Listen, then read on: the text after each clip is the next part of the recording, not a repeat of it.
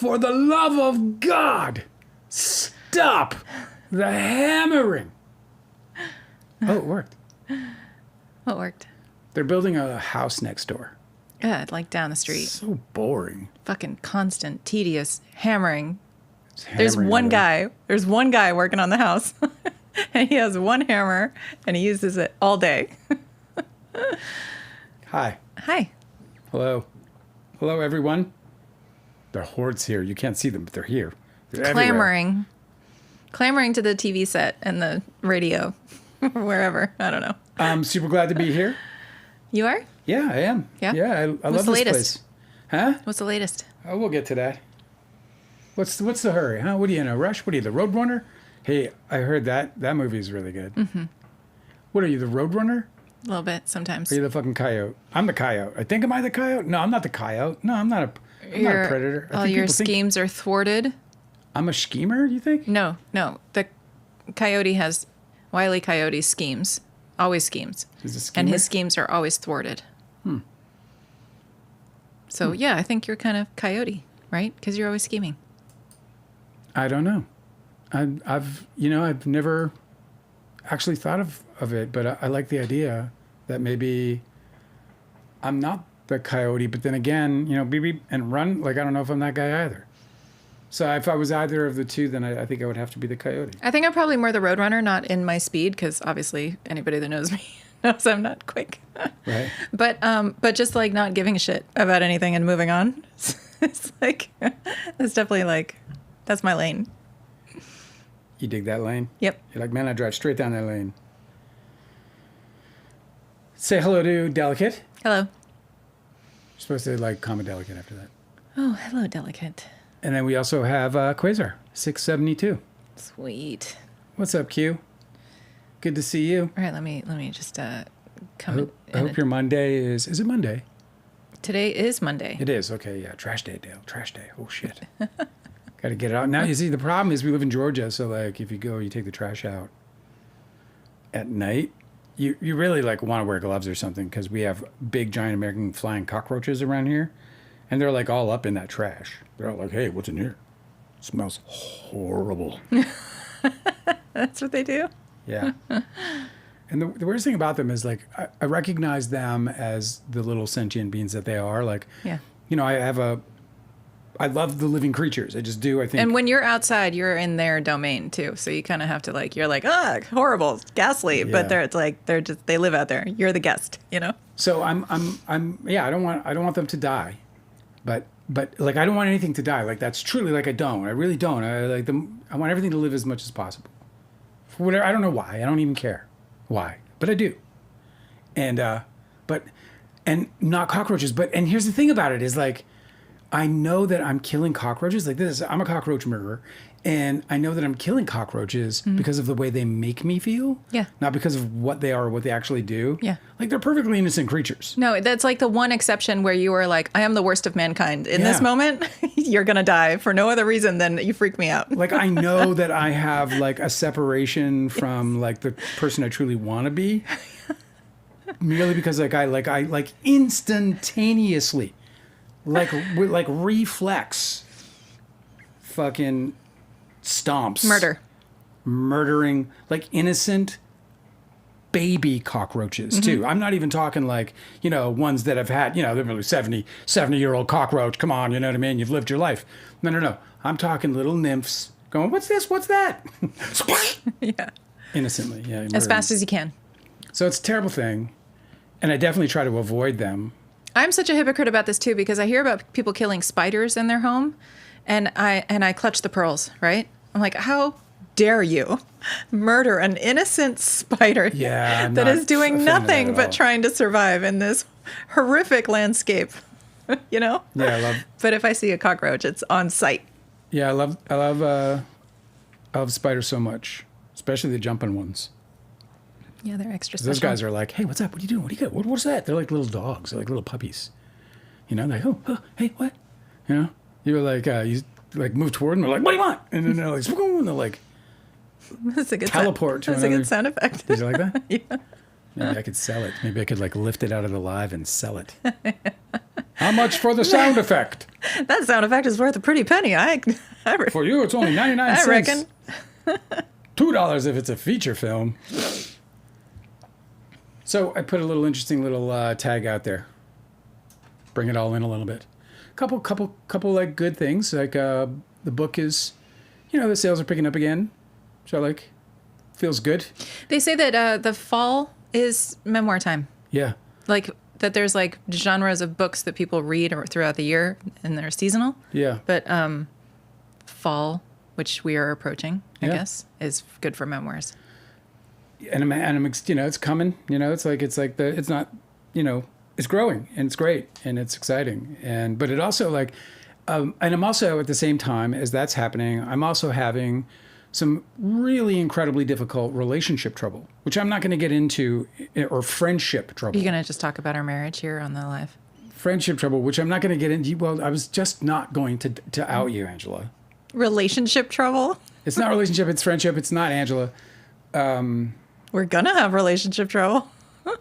Well, as soon as so, but everything's sort of coming back around to me in this like swirling sort of world of friendship. And this like, I did this, I was interviewed on this podcast. I don't think it was a very good interview by me at all. I never actually listened to the podcast because I was so sure that I just totally blew that thing up that I was like, bless your heart, whoever listens to that, it won't be me, This is always your way. You always assume the worst of your own interviews. So, but the interview itself was a very interesting. Well, it was like a weird interview to begin with. Part of the reason why it was weird is because they were so afraid of Leonardo DiCaprio that they forbade me to speak his name, and wouldn't also mention his name. But then, and I was like, okay. So how are you supposed to talk about anything with your history? And the whole podcast was supposed to be thematically right about like friendships, and it was a really interesting concept for me, of course, because their angle on me was like, here's a guy who had all these close friendships that all got burned in a really heavy way. But you can't say why. And how did that, or who, and how did that affect you going forward, right? Well, here's the fucking funny thing about that podcast, to kind of go off a little bit off topic on it, is that I did the podcast, and then the host, who I loved, she was this incredible woman. She was like, hey, tell me about this situation with this guy whom we cannot mention, and I'm like, who, like he who walks behind the rose, it was like, what? So we ended up spending the whole time talking about the people whose names could not be mentioned, trying to tell my story. It was so weird. Impossible. It was like a real mind fuck of a fucking interview. That's another reason why I don't want to listen to it. But the other reason is because I don't think I could really articulate the struggle I have with friendship by definition and by expectation, which I think are like profoundly important things and have really, in my life, really like stood out in my life. Like what, like, for me, it was like, friendships and, it's been wild. Like I made this quick friend in Jeremy Sisto, moved down to Los Angeles, and then I got into this clique of friends. And this clique of friends, what they wanted to do was nothing more than to like help each other climb the ladder in Hollywood, right? So they would do things like work together or whatever. And I got into that. And we ended up, that's, of course, where the birth of Don's Plum came from. And then in those friendships, they just got torched, just absolutely torched. And lines were drawn and divides were made. And life became incredibly difficult for me. And the water was muddied really for everyone who was involved. And in that moment, like, friendships were redefined for me, like, instantly. And I don't know that I can even articulate it now. I certainly could not articulate it then, what it meant, like the shift, what happened, how it changed, where it changed, like in my soul, like at a molecular level, like where did this thing shift? Because it did, man. It was deep and it was extremely heavy, and it pulled me out of reality in many ways, like right out of reality. It was so severe, because like the whole concept of friendship was just burnt to the fucking ground, and it was only me left to try and rebuild it into something that I could function with. And the interesting thing about that concept is that I built whatever I could back based on sort of almost the framework of what I could see in the friends that remained. It's really strange that, like, I think that it didn't help that you lost those friendships and tried to retain some of them in Los Angeles, where friendships are, like, you know, infamously transactional, and like Fickle. people keep friendships as a network because the industry is your town and your town is your industry. So it's like, if you could no longer offer anything to anybody in terms of your network, you know, your social currency in your network, then it's very difficult to build and maintain new friends within your, you know, your industry, your work, like in that city. You know what I mean? So it's really difficult. I mean, it's like it's such a jaded, it's so easy to get jaded in Los Angeles with friendships because it is like that. It's very much like, how can I help you? How can you help me? But like, if you're blacklisted, then obviously your social currency drops to fucking debt, you know? It's like, it's fucked up. I think that So are you saying then, like, if your 20s weren't spent in a place like that, where a horrible breakup, like friendship breakup happened, where you were literally traumatized by the experience, because who wouldn't be? If it was some other town, I think you probably would have been able to rebound in terms of being able to make and trust friends again. But that town just makes it completely incompatible. well, I want to look at it more broadly because, like, I don't think it really matters. I mean, for me, that's my circumstances. And I know that, like, I'm using myself as sort of the starting point of the conversation because it's, you know, sort of whatever, you know, it's the revolving, you know, universe or spectrum of my sort of friendships, past, present, future. And so, Leaf do you blowers. hear the leaf blower? Yeah. All the way down the block. Honestly, man, after the flock rebellion, after we beat the flocks, Oh, yeah. after the flock rebellion, those can mother- we have a leaf blower rebellion? Those motherfuckers where, are like, next. Masked people are like, drop the leaf blower, and they leave like $780 or whatever the value is of these like big gigantic industrial fucking leaf blowers, we should have like in an envelope. We like put it in his like fucking shirt pocket and say, "Go buy an electric one." And You know then how like leave. 20 years ago, Australia had like the firearm buyback, where like the government bought back a bunch of firearms after their first yeah, and school they were shooting. like, we're not going to do the whole like guns everywhere thing, guys. You want to just like drop them off to the police station? We'll pay you for them. Everybody did. Probably not everybody, but lots of people. Yeah. We should do that with the leaf blowers. Right. Just be like, you don't have to live like this. You could just leave the goddamn leaves where they are. It'll be okay. Where they're meant to be. Where they're You have to actually get over this. fucking meant to be. We cannot be doing noise pollution in neighborhoods anymore. The tree's trying to feed itself. Here, may I offer a rake? I hate it. So back to my topic. So with friendships, Yes. you know, you talk about transactional friendships, you talk about circumstantial sort of friendships. Oh, goodness, you're not on? It's the Dale Wheatley Show. Oh, Angela, why don't you guys say no one's even like, where's Angela? It's back to like the TikTok days. All right. Dale, pay attention. You got a job, one job, bro. Hello, Angela.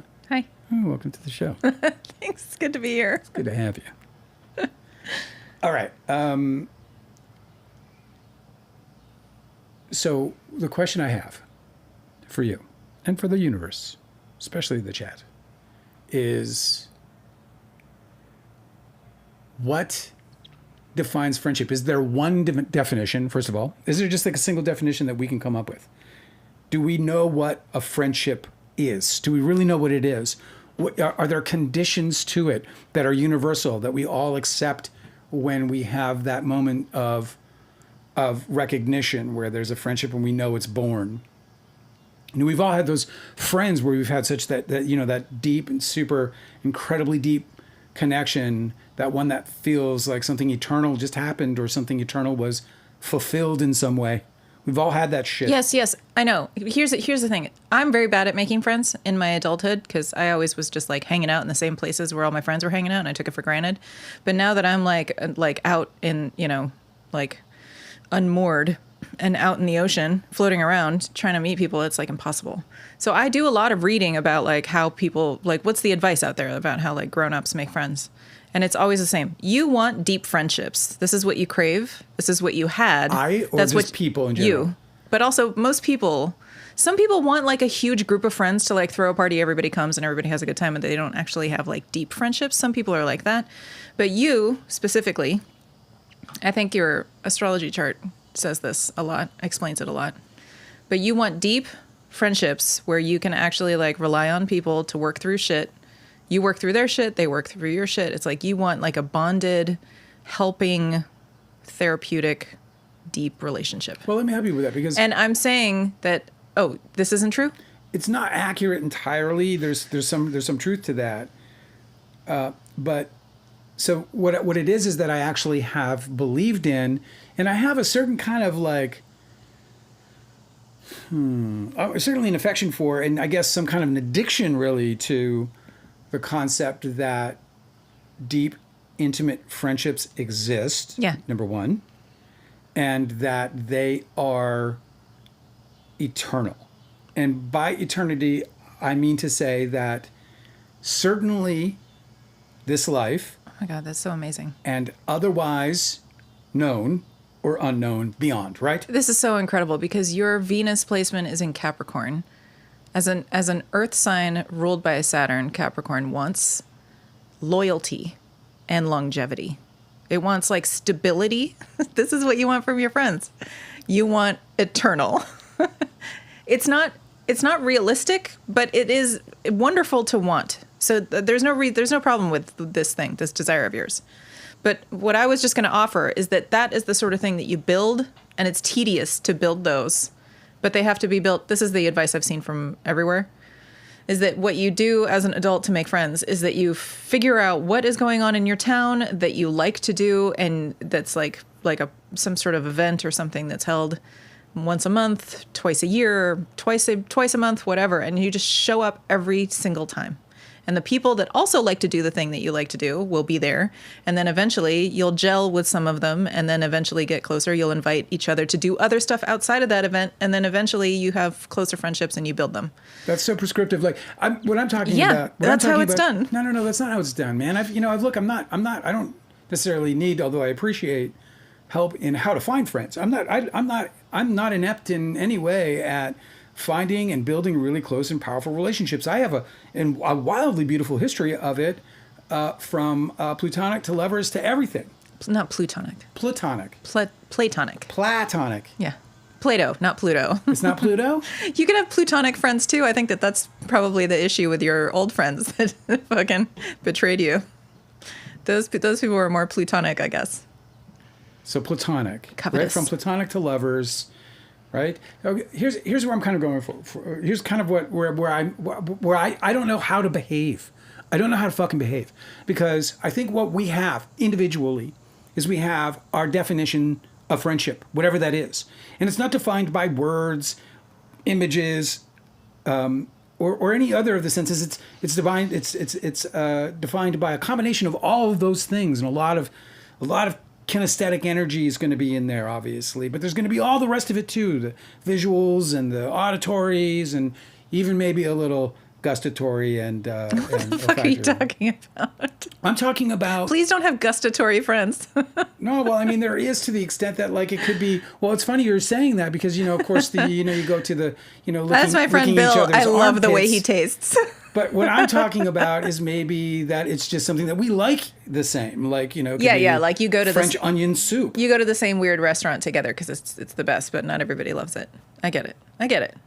So I'm just saying that there's like all of these things we have sort of defined, and in a way, or I guess where we find people have relationships to us in our places of pleasure, right? Where our pleasure is greatest, where we're our happiest. This is one of the bases for that theory of No, it's not attachment styles. It's that too though. But your love language. Remember, there was like some best-selling book that talked about identify your love language, and then you'll be able to better communicate to your friend or your partner what it is that you'd like to receive from them. Well, but I see this is where it gets a little tricky for me, because I don't think that's.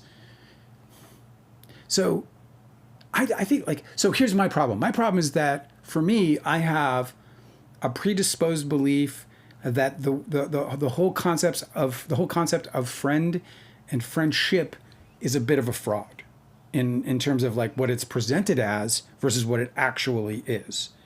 Right? Like that's how I feel about it. I feel like when somebody presents himself as my friend, we're supposed to think of that as something that is bonded, something that has trust, something that has, and I know that things can be betrayed. We see this all the time. Yeah, and people are entitled to change their minds about stuff too. But I feel like the sort of rush toward what is friendship, what is close friendship or best friends, and all these other definitions that we add to it as it gets deeper and deeper and deeper, that all of these things are a bit of a facade. I don't see them as things that are reliable. Well, this is a contradiction, isn't it, though? Right? Like you want deep, eternal relationships, Yeah. friendships, but you don't trust that they're not fake. I trust they are. You trust that they're fake, but Yeah. you want deep, eternal friendships. So what I'm trying to figure out is where the boundary is, I guess, because I feel like, because I feel constantly betrayed by the people I love. I feel constantly betrayed. I mean, it's the wildest thing, and in ways that I can't even begin to sort of like. Can you imagine if you were talking about me right now and you decided to like use the podcast to like confront me about How people do like how they propose at ball games. Yeah, like how I'm they like, propose at ball games. Today's live. But the whole time you're setting it up, like you went through my phone and you found some betrayal or something. Right. Like, this is how Right, you're right, like yeah. soft Are you trying launching. to tell me something about? What are you trying to tell me? No, of course not. Is this breadcrumbs? Are we putting breadcrumbs? No, it would be an amazing feat if either of us were cheaters because we're together all the time. I don't know how you do it. I'd be like, wow. I never I'd be even- like, impressive, actually. that had to be in the chimney then. Why? That's right. He's in the chimney. He's in the chimney, Dale. He's there. His name is Jimmy in the chimney. I'd be like, oh, Jimmy. I mean, chimney. What? I said chimney, Dale. I always say chimney when I say Jimmy. I don't know where. I feel like, for me, I feel like there's this boundary that, like, I always, like, my problem is that I always fall for the friendship. And I feel like it's a ploy. And the reason I feel like it's a ploy because it is so utterly conditional. And I expect that it would be certainly conditional. Friendship You know? is conditional. Yeah. Certainly, yes, absolutely. Of course it is. You and I have both broken up with friends because they said something that we just Yes, one time yes. said something that we were like, Right. morally questionable. And Yes. then we bounced. If anyone I ever meet or ever Totally says conditional. that they don't care about rape, they prefer the celebrity, then I'll never talk to you again. Yeah, that's specifically what happened. Yeah. You were like, how can you be fans of that, be a fan of that celebrity? This was She around had the a time. Kobe Bryant. This was when jersey on her Kobe wall. Bryant died, and our friend was very upset. But this was months after, so it wasn't like you were trying to Yeah. pick at a new wound or something. No, And then she was like, "Listen, I don't care. months. I think it was like even longer, but yeah. I don't care what he did. I don't care about his past. I just like him as an athlete, and I just admired him." And you were like, She said, "I just love him," is what she said. You're like, That's when "Oh, I was really?" like, "You just love him?" "You don't care about what he is alleged to have done." That is like literally a walking, breathing trigger. When he was living, for anybody who knew what he did, and You don't care that he has had lived through anything like it. victims. But you just love him. Okay, we can't be friends. Basically, was it? So friends are certainly. I know that friends are conditional. It's conditional, and it but- should be. Absolutely, but where I'm confused about it is, I guess what I don't understand and what I would like to understand and be able to recommit to, because I have this unhealthy definition of what I believe a friendship to be. My definition of friendship has words, unconditionally attached to it, like loyalty. And of course it's conditional. I mean, obviously, if you break the law in some kind of hideous way or whatever, if you betray everything you've ever said you were. It's always conditional. So You just have to. we've agreed on that, right? Yeah, but what do you mean by unconditional? If there's all these Right, well- caveats for it, it's fine if it's conditional. Yeah, so let me take the unconditional out and just say loyalty, right? And loyalty, of course, under the right conditions, but loyalty, yes. Trust. What do you mean by loyalty? Because certainly you wouldn't want somebody to, like, I don't know, hide a crime. Like you wouldn't expect Yeah. somebody to like lie to somebody else. It's a great question because I never think of loyalty that way. I think of loyalty more. Loyalty seems to ask like, are you going to take a side? But what's prompting the side taking in the first place? Yeah, no, I mean that's not how I see it. I can see that you do, and it makes sense that you would or someone would. But the way I see loyalty, I see it more loyal to the friendship itself. Loyal to the friendship itself, not like to the individual in the friendship. Like in other words, like I'm not talking about like, me and my buddy, Mark, we go to Rome together for guys weekend, and then, we both, hook up and, wink, wink, go tell Betty back home. Mm-hmm. I'm not talking about that. That's nonsense. That to me is actually a part of what I think is the decay and the sort of, because I think that in fact loyalty, a loyal friend in that situation, and this is where I have failed in many cases, a loyal friend would like confront a friend doing that. You know what I mean? Okay. So what do you mean by loyalty?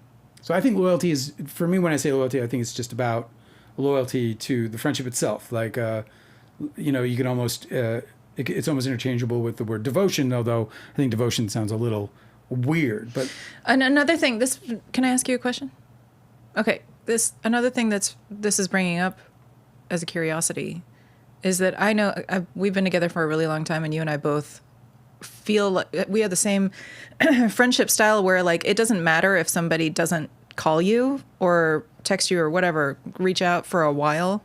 Like that's fine. People can get busy with shit and take breaks. Like you don't demand any sort of requirement, time commitment. Like I'm very good at just picking up where I left off months later if that's like, no, it's no big deal. what's so great about what you're saying is that as a part of how like friendship, we'll say the mold of friendship in my world, in that mold is the ability to completely disappear and not be worried about ghosting because, you could take loyalty out. Let's take loyalty out of the situation and replace it with confidence in the relationship.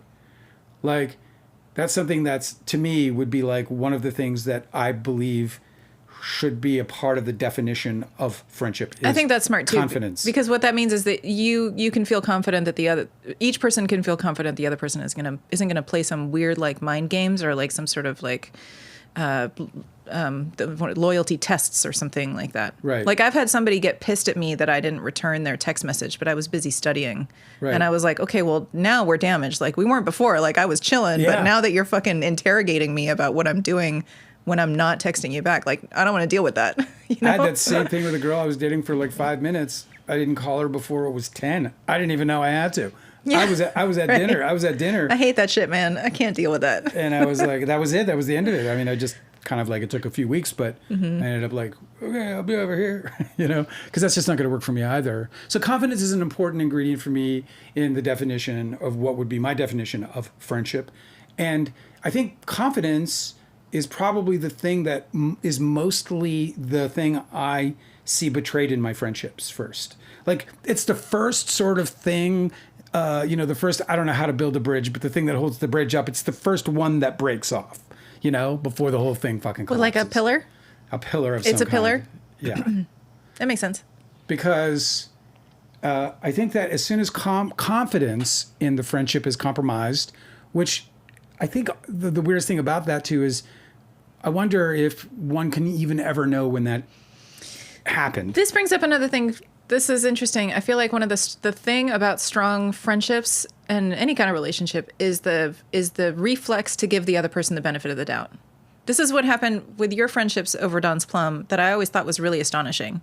Tobey Maguire told DiCaprio and all of his other friends that you had been planning to do something really bad. But you're like a small bean the whole time. You're like a new guy who's like never hurt anybody. You've only ever been like cute and funny. And like they just believed it instead of asking. I think that one of the hugest things that people can do for their friends is always give them the benefit of the doubt to be like, oh, you hear something bad? Like go and ask them like, what's the deal? Like what's going on? Or if they didn't text you back and you feel like maybe you've been betrayed or like sidelined or something, give them the benefit of the doubt and just ask what's going on. Like be curious instead of accusatory I Yeah, feel I like think- that's a thing that all strong friendships and relationships do. I don't know if happiness in your life is offering trust as a more defined Yeah, I version think that's what of- I'm talking about, It's yeah. trust, right? Yeah, not blind trust. I mean, if you think somebody's done something fucked up, like call them out on it. That's also good friendships, but Everything in the scope of what we sort of align with with an individual based on sort of things like principles and beliefs and, you know, values, these things that sort of drive us in our view of society and whatever, right? So, you know, part of friendships is certainly where we have a certain alignment on those levels, even if that alignment is like the idea of like, you know what, you're overly skeptical and I think I can make you fall a little more in love with the world or whatever. Do you know what I mean? Beyond those kinds of like sort of things you might, you know, want to, you know, that might intrigue you in a potential relationship, consciously or otherwise. You know, I think there's a certain alignment that has to happen, you know, with the core principles of one individual over to the next, because I think that's the sort of, you know, the breaking down of, you know, both confidence but also trust is when you see that you don't have those things, right? Like, you know, if we were you know, a great one for me that happened in my life was that I was dating a girl. We were getting along really well. I got to the meet the family moment, and when I met the family, they were hell racist, dude, like crazy racist. Yeah, so annoying. crazy. And I was just like, now I was suddenly in this situation where it's like, I was looking over at her and going, so who are you? Yeah. Really? And how much of that is still not undone, even if you think it is? Do you know what I mean? Because I was already at that stage in my life, aware of the fact that I was wired to be who I am in many it's so ways. fucking by dark people- too, because you know it really is like an infection. You know, you go into, you're like, oh, we're gonna meet your parents in like this den of cannibals. Like, oh, okay, I'm in a den of cannibals. Wait, does that mean that you're a cannibal too? You know? Yeah, exactly that. Like, am I gonna get cannibalized here? Who's Because gonna- if I'm not a cannibal, doesn't that mean that I get cannibalized? That's how I look at that shit, man. I'm just like, every time we have just randomly encountered somebody who looked at us and thought that we were part of the racist club that Yeah. they're in, Yeah. I've always looked at them like they just were bitten by a zombie and they're like in denial about how they're infected. You know? Yeah. So they're covering it up. Yeah. Yeah. they're like, Yeah, let's go for a pizza. God, it's so fucking, so annoying. Okay, so we have confidence and we have trust. These are two things that we're sort of agreeing on as potential pillars. No Two Trolls is with us again, and I'm so excited to see her. And I hope things are going well with the store. I know we're still in those early stages. Man, I'm rooting for you. I hope that's going to go great. I think it will. You know, you can just vibe on people, and there's just. Oh, yeah. I just want something good to happen to her because she's good. Good things should happen to good people. Yeah, that's We true. want that. We want that. You know. We don't always get to see that, but we want it so bad. What else, man? You got trust. You got confidence. Those two things are obviously. I think anything Super important. downstream from that is just what your personal like friendship requisites are. So is it trust and confidence? So here it is. Like I know that I have friends who like they personally need friends that are willing to like take completely time out of their life. Like their life is stressful. They want friends that can like go on a vacation with them, go to the bar with them, go out, like completely forget about their life. Right. I've never been one of those friends because I like to always be doing something. And if I have friends, I like to integrate them into the shit that I'm doing. So I've never been the kind of friend where I can be like, oh, girls' night, let's go out and like forget about everything else. Like I find that really annoying. I always constantly think about the stuff I'm supposed to be doing. I personally have, That's so Virgo. I mean, huh? that's so Virgo. Yeah, well, that's just my style, man. And also, you're like, all like your sixth house. You're like so sixth house heavy. Yeah, you know? so I also like, I really like having friends to do fucking craps with, you know? Like, it sounds dumb, but it's super fucking fun. What you making over there? I know, exactly. And then I had a friend that I broke up with because I like to be a helper when somebody needs help. This person very much needed help and did not want the help. And I was like, okay, well, I guess we're not a match, you know? Because I'm not just going to watch your life fall apart when you can like do stuff, you know? Yeah, I understand It's those. I tough. know, like, I'm not really talking about that. I was like, I'm talking about like, you know, obviously I had the Leo, Toby, Kevin, Ethan, Scott Bloom, like rupture in my life, and then that led to even more damage. Jeremy Sisto, eventually Artie Robb, right? And as I kind of go to those two right there, for example, there are others too, names that I won't bother mentioning because they're not in the book, and you won't know them anyway, so it won't matter. They won't know who they are, right. so it doesn't really matter. There were other friends also who were in the 20-year club or higher. Well, Jeremy Sisto was never in the 20-year club. What does that mean? So like that we've been friends for 20 years, man. And that confidence that we just talked about, not there. Like a good example That's not a you problem, man. Well, if you're friends with somebody for 20 years and they suddenly reveal that they don't have confidence in you, that's not a you problem. That's some problem with them, because there's nothing that you're doing that would break somebody's confidence. I mean, you're never mistreating anybody. So I think my problem, though, and it's not about that, because I'm not here to assign blame for the things that happen in my life, and I'm definitely not in here to try to define, what breaks the relationship. I'm ultimately trying to find out what are we thinking about. Like, I wish there was a way that we could like test somebody and be like, just fill out this questionnaire really quick, and then if you get all the questions right, we can go ahead and be friends. I wish there was like some way, some indication. There is. If you find a group to go meet, you know how I said it earlier, like you just find a group that meets every month or whatever. Yeah, I know. But you could find like a very niche group. Yeah. Like for instance, like I specifically joined the DSA because I'm sick of dealing with people who aren't like this left. Right? I don't want to deal with the wishy-washy. I don't want to discover like 4 months into our relationship. Fiscal responsibility? Exactly. I'm just not doing that anymore. The country's debt just fucking is on a fucking I know. on the latest space shuttle into space. Right. So you could just find your super niche, I think that's why a lot of people join like anarchist and radical groups and stuff, because they just know that they're going to align with everybody there. You walk into a party like that. Oh, this is actually a really amazing segue. I wanted to talk about the... well, I'm not off this topic. Great. This is fine. But I'm just going to say that the gathering of the Juggalos happened this last weekend. And that is also one of those where you find like your super niche, where like the entire subculture, Juggalo subculture, has transformed. But now it's like they're totally accepting of all of like the, the people who are sidelined in society. Like they're really, they're pro-disability, they're pro-trans, they're pro-LGBTQ. They're just like, it's strange. But we do deserve to give the Juggalo cultures its credit for being able to like consistently have a very strong subculture, and they unite them every year, and they make a big party, and everybody has a great time, and nobody's like judging anybody, and they're not tormenting some other group in the population, like some of these other weirdo subcultures, like the religious ones. Anyway, you could just make friends like that. Just be a Juggalo. Again, you keep going to the place where like, here's how to make friends, and I'm not looking for that solution. No.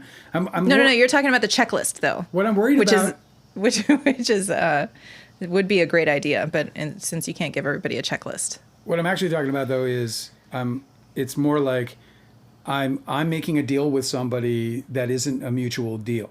And this is what I feel like I keep getting into. And then, but you don't know how to have this deal.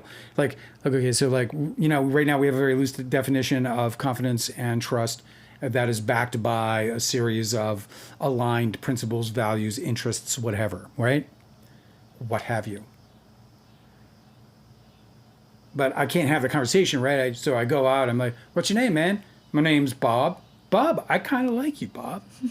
You know what? I like you too. Do you? What are your interests? Well, I've just started to learn how to play chess. Me too, Bob. We're doing this. At that moment, there's there's some concrete getting poured into the confidence section of this new friendship. But there's no agreement. Like, hey, I don't know what his definition of confidence is. Yeah, you also don't know who he voted for or anything. Well, okay, wait a minute, stop. I'm not, let's pretend I know who he voted for and he passed the test. I'm saying we're at the point where we're pouring concrete into the confidence section of the friendship, but I don't think I've ever known what confidence means to any one of the people who've said that they love me, who have said that they support me, who've said that they trust me, who've said that they believe in me, who have relied on my confidence in them, who've relied on my trust in them, who've relied on my Dale, belief in them. this is the way of life. The wheel, it turns. Yeah, but it's 100% practically. Like I'm almost at 100%. Okay, the wheel. It's not 100%, but it's close. The wheel It's fucking consistently close. turns. This is predictable and expected. So is it me then? So what I've got to do? No, it's not you. I mean, this is the thing. I've It's got just- to empty my fucking bin of expectations, but I don't know how to. Like I don't know how to form a friendship because, like for me, again, okay. So one thing about a friendship that we can say defines a friendship is a bond between one or more or two or more people, right? A bond between two or more people is what I think we can say is a part of the definition. Well, the bond is that cement I'm talking about that's getting poured in there. That is the bond. That is what's bonding us together. You know, it's the idea that there's this mutual, whatever, synergy. I don't know, fuck, I hate the word, but you know what I mean? Like there's something that we feel needs to be concretized between the two because of how profoundly strong it is between each of them. So then a bond is formed. So like what I don't want to do, like I don't know how to accept conditionally. And so when I say unconditional, I'll say that I'm unconditionally bound to my confidence in you, provided, of course, that you meet my very simple, very easygoing. me specifically, or No, me, no, no, like any the individual general that I you. meet. Yeah, the general I gotcha. rule that like is like, you know, sort of automatic, like my heart beating and, you know, my fucking hair falling out. Like, right? Yeah. My automatic on this whole thing is just like, all right, like, you know, you've got to be this, you got to be that, right? Like if you say one racist thing, you're out, right? Yep. Right? Like these are things like that's conditional, like, Yeah. right? There's no 3 strikes on racism. There's no 3 strikes, it's a single like strike, you're out. If I know you're a racist, you're all the way out immediately. If I so much as suspect you're a racist, good luck coming over for dinner. You know, I might go bowling if you're there, but you ain't coming over for dinner. Happiness in your life throughout connection. Yeah, connection is important. Again, but I think that the connection is something that is defined by these more particular and more important things. You know, because the bond is what I think is the bond is what's getting betrayed. The bond is what's being broken. We say this. This is what we say. You broke your bond, right? The bond is being broken, and that bond is made by, I think, agreeing on, coming to terms with your confidence and trust in an individual with whom you feel aligned. Mm-hmm. And what happens is that it's not one thing. It's not, we're not cutting an orange in half here.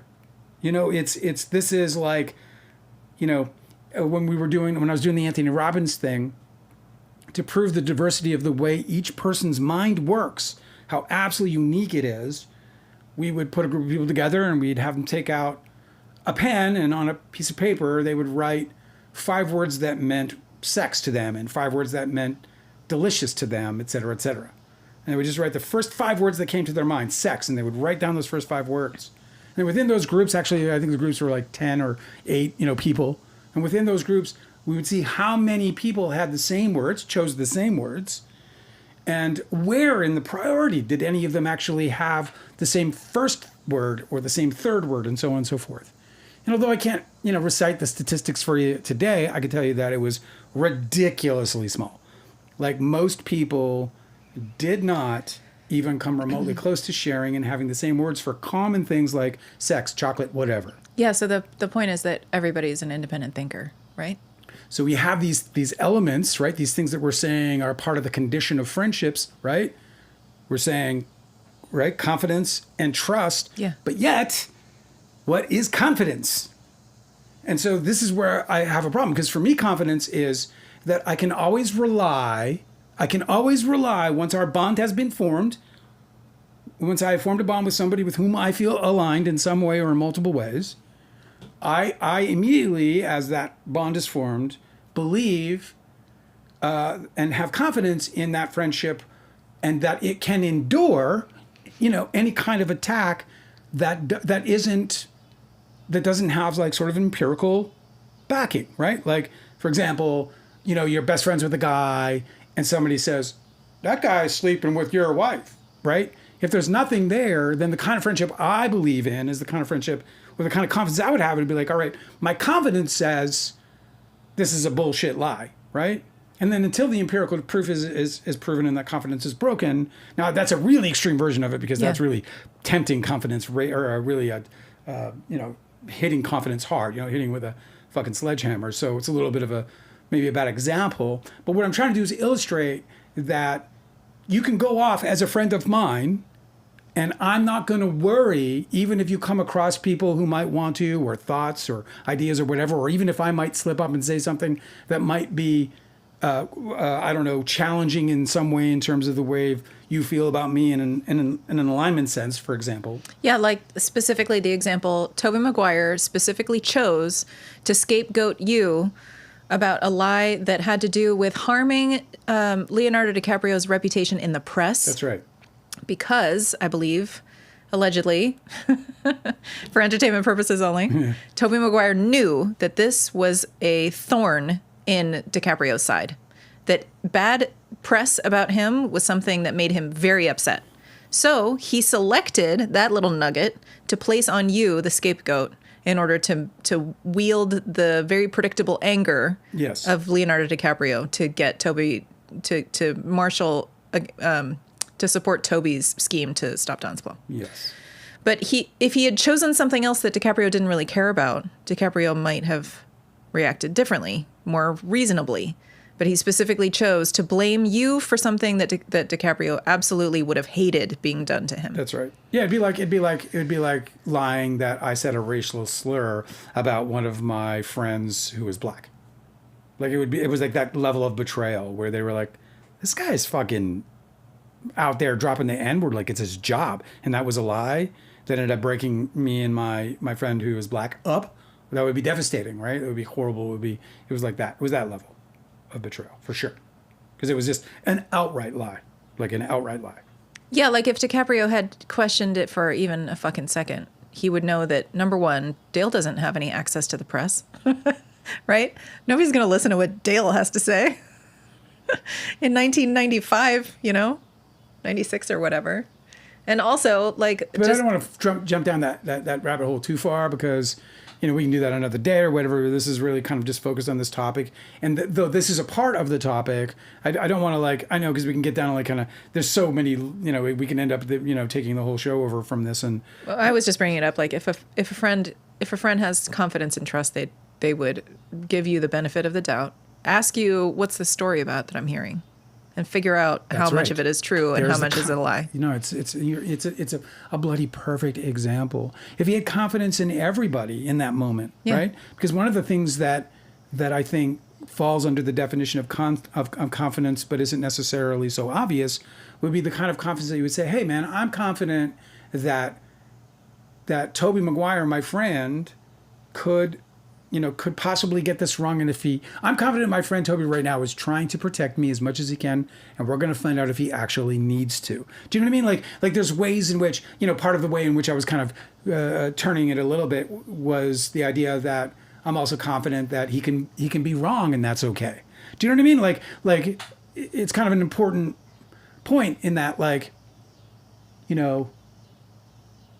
just because you have this deep and serious bond doesn't mean this person can come screaming fire and you're just going to do it. Or like in the same way that, okay, you are the greatest thing that ever happened to me. But if we were out hiking to look at, the Tallulah Gorge before it gets drained for data centers, if we were going there and you were see, this is what it looks like when it's healthy and left alone by human beings beyond, the damage we've already done.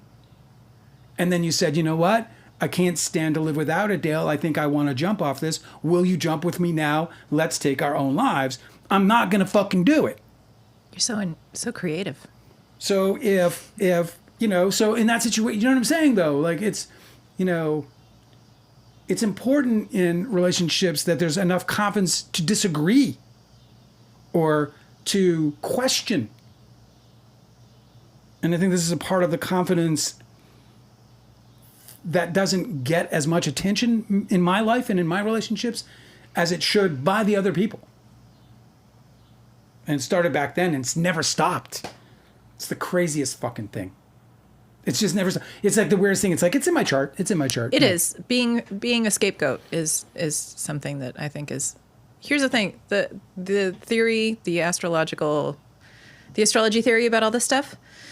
Some people really have a problem with the concept that like we choose our life and our birth chart, and so by, that would mean that we would choose our traumas and the horrible things that happen to us throughout our lifetime. I think that's an oversimplification of the actual theory. I think the theory, at least by psychological astrologers, is they believe that your chart is trying to initiate some story, some dynamic to come through in your life that you're going to have to sort through one way or the other. Like, I don't know if you've ever noticed, like, I can't come up with a good example, but sometimes people will have repeating experiences in their life, like yours with this scapegoating thing, where people rush to judgment who are close to you, friends of yours that should know better. They rush to judgment against you, and they vilify you for things that you literally are innocent of. This has repeated in different contexts throughout your life. Crazy. In a way in which they kind of rhyme. They're not the exact same thing, but it's this one dynamic that's trying to play itself out. And similarly, the effect it has on you is that you play out that dynamic on other people. What it's given you is this distrust in other people to be able to be good friends to you. So you are reversing and projecting the exact same judgment that has been put on you, has affected you negatively, and now you're putting it on other people that you haven't even yet met. Where you're like, I don't trust that they won't betray me. And it's because you've been blamed and accused of being betrayed. So it's like, this is the thing that it's a dynamic that shows up in your chart. Like, we could literally point to the placement that does this. But whether you're the perpetrator or the victim, this dynamic is trying to play itself out because it's something astrologers believe. It's something that you're trying to learn in this lifetime. So it keeps happening to you until you learn how to navigate it maturely enough to avoid the pain and understand it better and integrate it and turn it into like a lesson that's making you more mature, more, more better. Yeah. Well, like, what's it called? A more fully integrated person and personality, It's like something that you're trying to learn in this lifetime. It's like, so how do I temper it? Like, how do I have these things going into relationships? Let me rephrase my question. This is very important, this question. How do I temper it, but not just temper it in terms of like me lowering my expectations and saying like, hey man, my confidence in a friendship is not someone else's confidence in the same friendship. And or my trust in a friend is not the same trust that the friend has in me.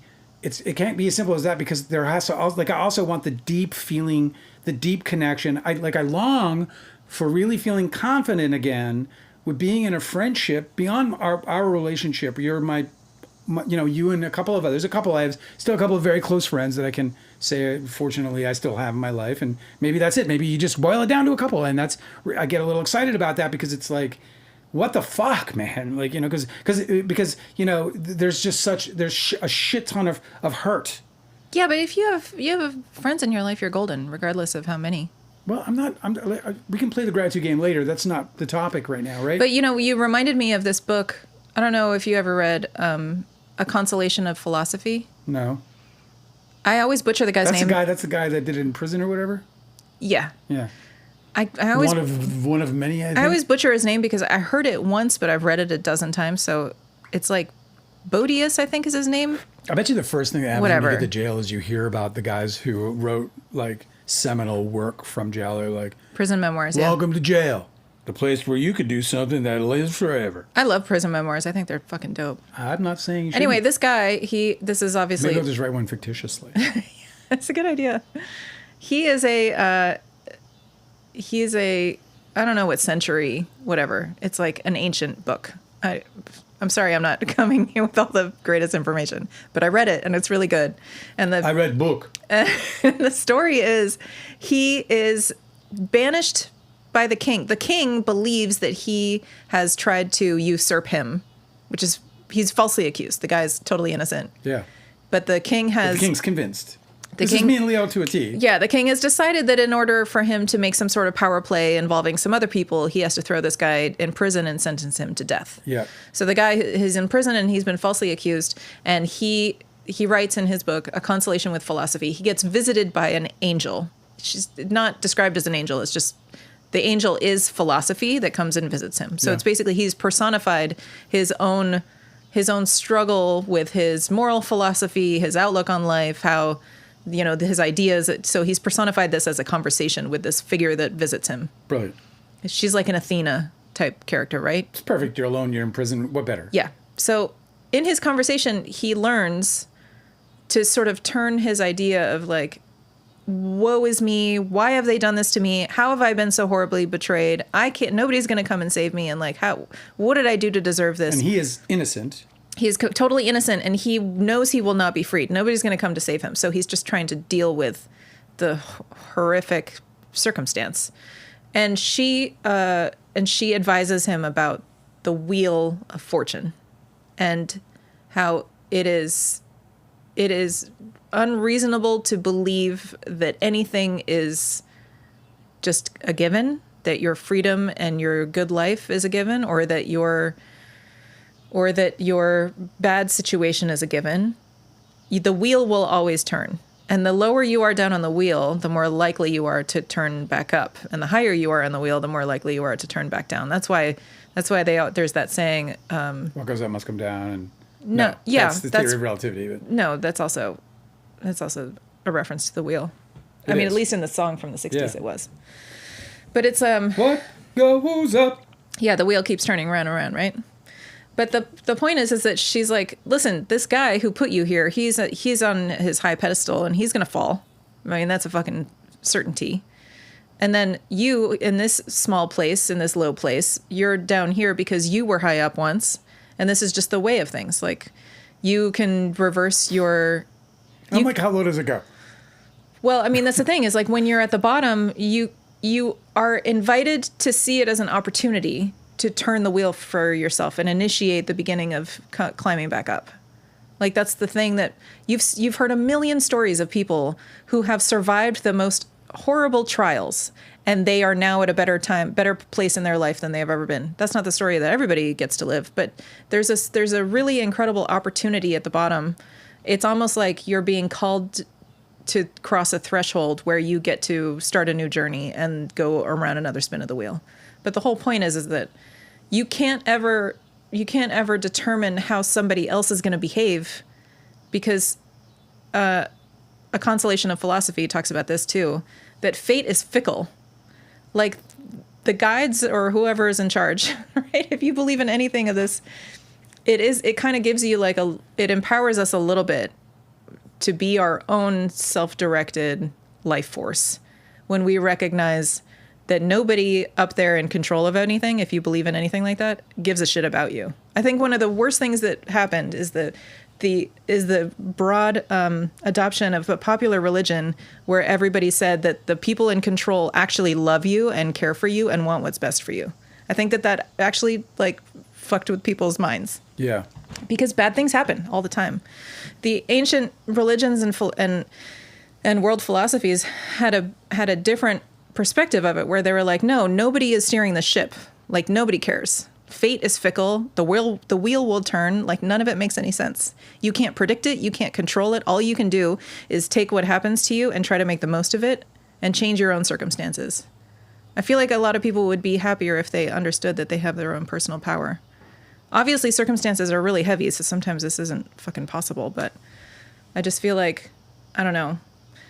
There's the thing that you've identified tonight is that you reverse and project this scapegoating that happened to you, the betrayal that happened to you, you reverse and project it onto new relationships. And that's something that you are in control of, so that you could. I don't think I do that. Well, when you say that you distrust whether new relationships are going to be ones you can trust. Sorry, I said that poorly, I recognize, but like when you're like, I don't know if a new friend is somebody that I can trust that won't betray me. That's you projecting and scapegoating in advance a betrayal on a new friend just as it was done to you in your past. Let me help you with that, because that's not what I said, nor how I feel. But I can understand how like it's hard for me to communicate it in a way that like makes it fully understandable. What I am convinced of to this very moment is that I can't rely on my definitions of the core elements of a friendship and friendship itself to be the same as the person whom I am engaging in this cosmic agreement, this metaphysical agreement. And so like, it's like, I'm in a situation where it's like falling in love, dude. You know but what I so mean? what though? And I wait years. Like, I'll tell you a fucking interesting story, dude. I was sitting, I think I might have told this on another live another time, but I'm in Santa Monica, right? AFM. We're smoking cigars on one of the rooftop bars, watching the fucking purple pastel fucking peach sunset on the Pacific. And this person and I have been up and down the mountain together in a relatively short time. And we did some really good work together. Oh, the figurative mountain, not the literal The mountain. figurative mountain. Yeah, I gotcha. The same one that Martin Luther King probably, not maybe the exact same one, but Oh, his was he had a different mountain. his was a Much higher, much steeper. Lots of, really not very hospitable at all. And this guy says to me, no, I'm saying, his was, I shouldn't compare. This guy says to me, man, we've been through more together than most of my closest friends were at this point in stage in a relationship. And by then those friends and he had become very close. And we had not, he didn't feel that deep connection. And for me, and this is what I'm getting at is like, I'm disciplined enough now to be like, hey, dude, let me tell you, right? This is going to take some time. You know what I mean? And I'm still a good friend I was still a good friend to him, and I am to anyone I meet. But I'm not giving up my soul. You know what I mean? I don't understand I'm not pouring that, though. concrete into that. I'm pouring like whatever, like some sand. yeah, like some like you dust, you vacuum the rug and then you dump what comes out of the canister into it, right? That's what it is. Oh yeah, this is the greatest friendship ever. It's just whatever you got laying around. I don't understand this, though. I'm extra cautious. But it's so strange to But it's not to sit down with your friend and be like, all right, let's quantify and qualify this relationship. Are we friends? Are we deep friends? Are we doesn't good happen. friends? Are we best friends? But what are you making up? Because that wasn't a conversation I had with anybody. He brought it up. That's what I'm saying. It's very strange. Well, he just brought it up because he didn't feel the deep connection, and he was wondering why. And he, of course, knew my history with Leonardo DiCaprio and everything else. And so I think he was trying to have like a sentimental, sort of like friend, friend psychologist moment, Like, I'm just a friend psychologist, and I'm just saying, tell me how you feel about this. Yeah, I find that really strange. I don't know whether how that would land. If The point I'm trying to make though asked me about that. it isn't, I'm not trying to it's not an example of anything other than that. I would feel like I'm being watched, like I'm in the panopticon, like. I don't know what you're talking about. Or like if you're Who's all being watched? no. If somebody asked me if I was friends with somebody and hanging out and having you said you guys were sharing a cigar and you've been up a mountain together. We weren't sharing a cigar, but yeah. No, I don't mean that you guys were passing Hey man, it's my a turn. slobbery, Oh God, that's really wet. disgusting. No. Isn't that what they say? Isn't that how you use it? Isn't that how you use English? When both of you guys are both smoking a cigar, don't you say you share a cigar together? I don't know. It caught me by surprise. That's all I can say. But if I was in that scenario and my friend was like, "Hey man, we've been through a lot together and I just feel like I've had other friends I've been through less and we're closer friends, but I don't feel that with us." I'd be like, I guess Fuck you. guess you got a problem then, bud. I don't know what to tell Throwing you. a drink in his face. It's just How does that make you feel? I don't want to be scrutinized, man, if that's okay. Maybe that's why we're not close friends. I mean, because it's I very- feel like you're fucking sussing me up. Well, it's Sussing me interesting up. you bring that up because it never bothered me that he asked the question at all. Actually, I felt like it was a fair question because I think that it's fair to say... Yeah, you're more mature than me, for sure. Fine, but I think it's fair to say that, hey man, I'm feeling like I want to get close to you. This is the same thing as saying, hey, like, are we ready to next level this thing? Like, I want to be like putting my hand around going, this is my good buddy, Dale. Not, I'd like you to meet my, my partner, my associate, my, I think he was, at that point he was wanting to be friends and wanting it to, can we make it official? you know, and my response to that, I was like, listen, man, I'm just trying to get to the other side of this thing, you know. That was almost exactly my answer as I recall it. I was just like, I'm just trying to get to the other side of everything, you know. I'm on this side trying to get to that side. I'm looking out the windshield. You're looking at me. Yeah. Which is like the most evasive answer I could give that tried to say that, hey, listen, I'm not sure where that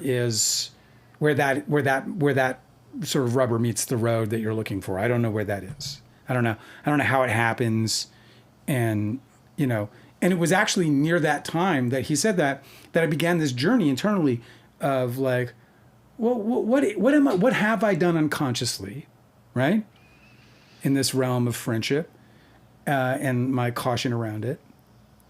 And it was really like today. So like I said, I'm going through another situation with a relationship that's just long, and and I thought was on different level, I think maybe, or whatever. I don't even know. I don't even fucking know. All I know is that like the two things that we're talking about, confidence and trust, were called into question in the most peculiar way.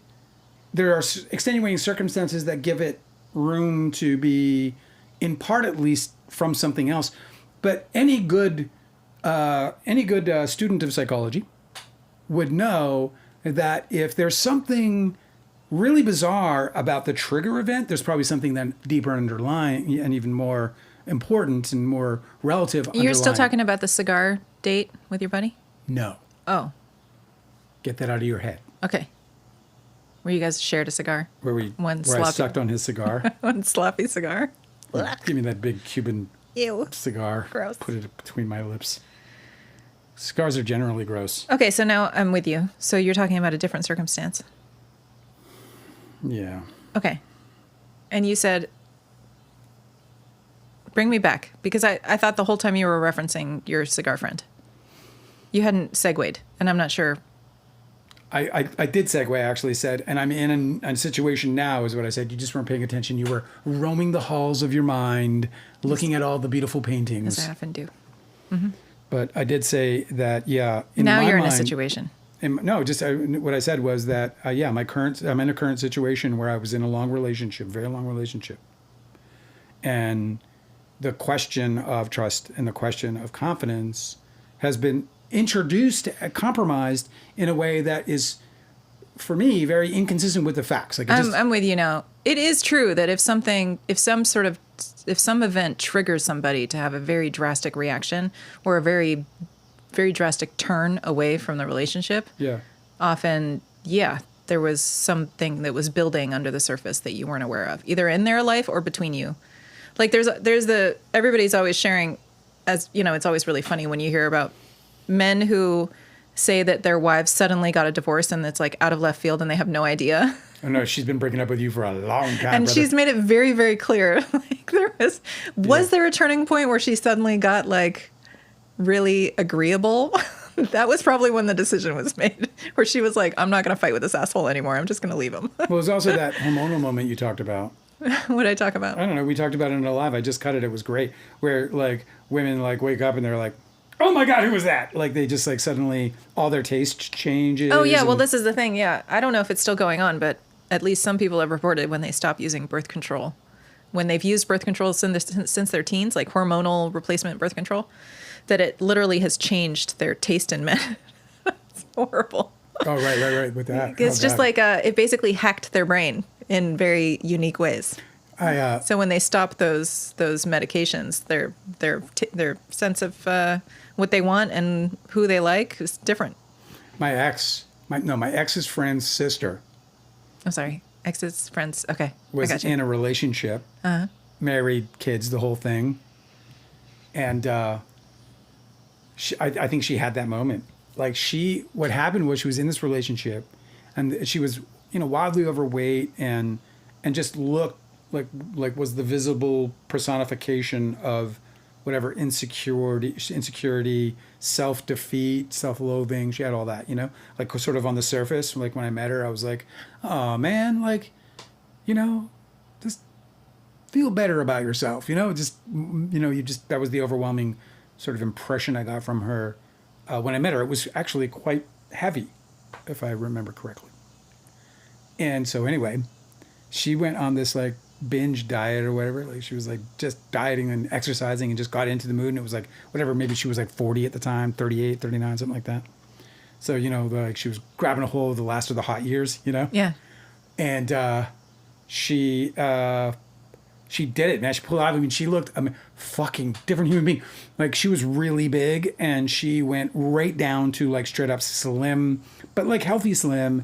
And just, she looked utterly gorgeous. I mean, honestly, like stop, like, holy fuck, that is a beautiful woman. It's amazing how people are capable of reinvention. Like you can just completely she reinvent. tossed that motherfucker. Really? Oh my God. That guy was gone so fast, dude. As soon as that fucking mirror started looking good back at her, so it this was is the out, thing. dude. She was like, People hit will, it, buddy. People will mistake that kind of story for like, oh, she got hot and then she left him. No, she decided to leave him, and then 100% she plan. went to work, Yes. reinventing herself for her, 100%. for her new life she'd already planned. Yep. She's like, I don't need to. She like, it was a brilliant play. Like when it all fucking went down, we were like, Yeah. like it was a way in which she captured independence that like is inspirational, really. Like if you like really think about it, a great character in a book. Fucking bravo. But anyway, that's my little, you know, opening fucking story is on relationships and friendships, particularly friendships. No, it's just on friendships. I don't know why I keep going with relationships because they're intertwined, I guess, but it's about friendships and you know, I guess I long for what I believed friendships to be rather than what they actually are. And I think this is the biggest problem I have, Angela. The problem that I can't reconcile with is that it's friendships the way I saw them, the way I felt about them, what they meant to me, how precious they were, where they belonged in my heart, where they lived, where they ultimately remain, even if they're empty, these chambers that were once my friendships. I lost track of myself. I got too poetic. You scribbled right off the road. I did. I went, where's Dale? He's in the flag. Oh, is that him in the corn? Maybe. Like husks flying everywhere. But it's just, yeah, I guess I have to come to terms with the fact that, and I don't know how to reconcile with the fact that, you know, poetic or otherwise sort of idea of friendships isn't fucking real. It's similar to Santa Claus, man. It's just like Santa Claus. Like friendships, the way I defined friendships, the way I felt about friendships is the same way I felt about this guy that I believed to be alive, who knew everything that I was doing. His name was Santa Claus. And when I found out that he wasn't real, everything was like this betrayal beyond betrayal for me. I couldn't understand anything. I looked at my parents and was like, who the fuck are you? And why would you do that to me? And then, you know, when all these betrayals happen with friendships, the way in which constantly friendships and my definitions of the core around them, right? The confidence, the trust, you know, the alignment that we shared and sort of celestially agreed upon, all of that, you know, that all of there was like a fairy tale in there for me. And it was full of love and it was full of truth and it was full of, you know, things that I could rely on. It was the ground on which I could stand. It was everything to me. All of it was everything to me. I put all my eggs in the baskets. I was like, I am a friendship person. That's what I am. And it's, again, perfectly aligned with my chart. I got my fucking exalted moon, my luminary sect, in my 7th house of close fucking relationships. It just reminds me of the kind of rhetoric I used to hear from girls my age in like junior high, elementary school. Oh. No, listen, where they were like, they had this idea of a fairy tale wedding where they were going to have like a Prince Charming and they were going to have a big wedding and they were going to be the belle of the ball. And then eventually they meet somebody who they like, you know, as grown-ups, they meet somebody and then they want to get married. And the guy does like a really modest, you know, within their means type kind of proposal. I would like you to meet Bernard. Bernard, come over here. Bernard is my attorney. I've been talking to Bernard about us. You tell her.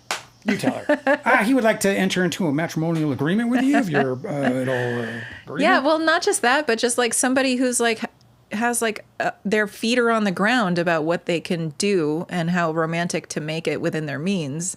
And for some reason, and it would have been fine, except these girls will just idealize from the time that they're small children some like princess wedding. It's nothing like that though. Like I agree with all that. I was married to a princess. I know all about it. But are you trying to make every friendship a princess wedding? No. That's I don't even have that expectation. I don't lay out expectations. What I'm talking about Because you is were just talking about cosmic unity with somebody else. but what I'm talking about is the bond formed, not the expectation. For me, what the bond is.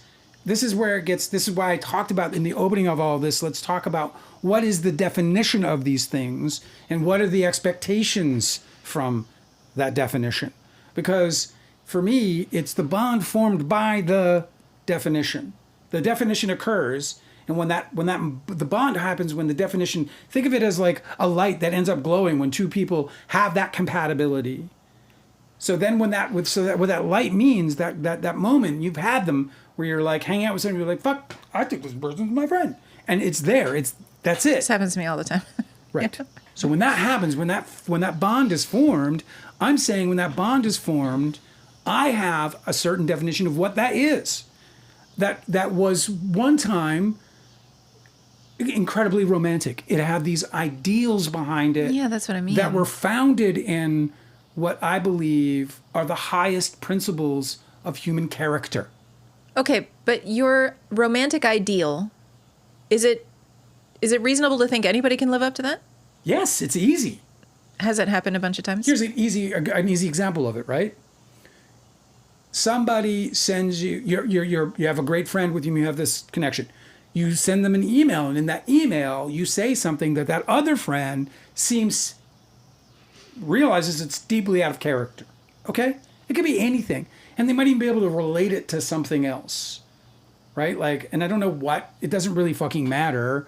But the point is that the recipient looks at this email, and this email on its own, this communication on its own, could intimate something disturbing or reprehensible or off color to the friend, the recipient, and would put into question their idea of the person.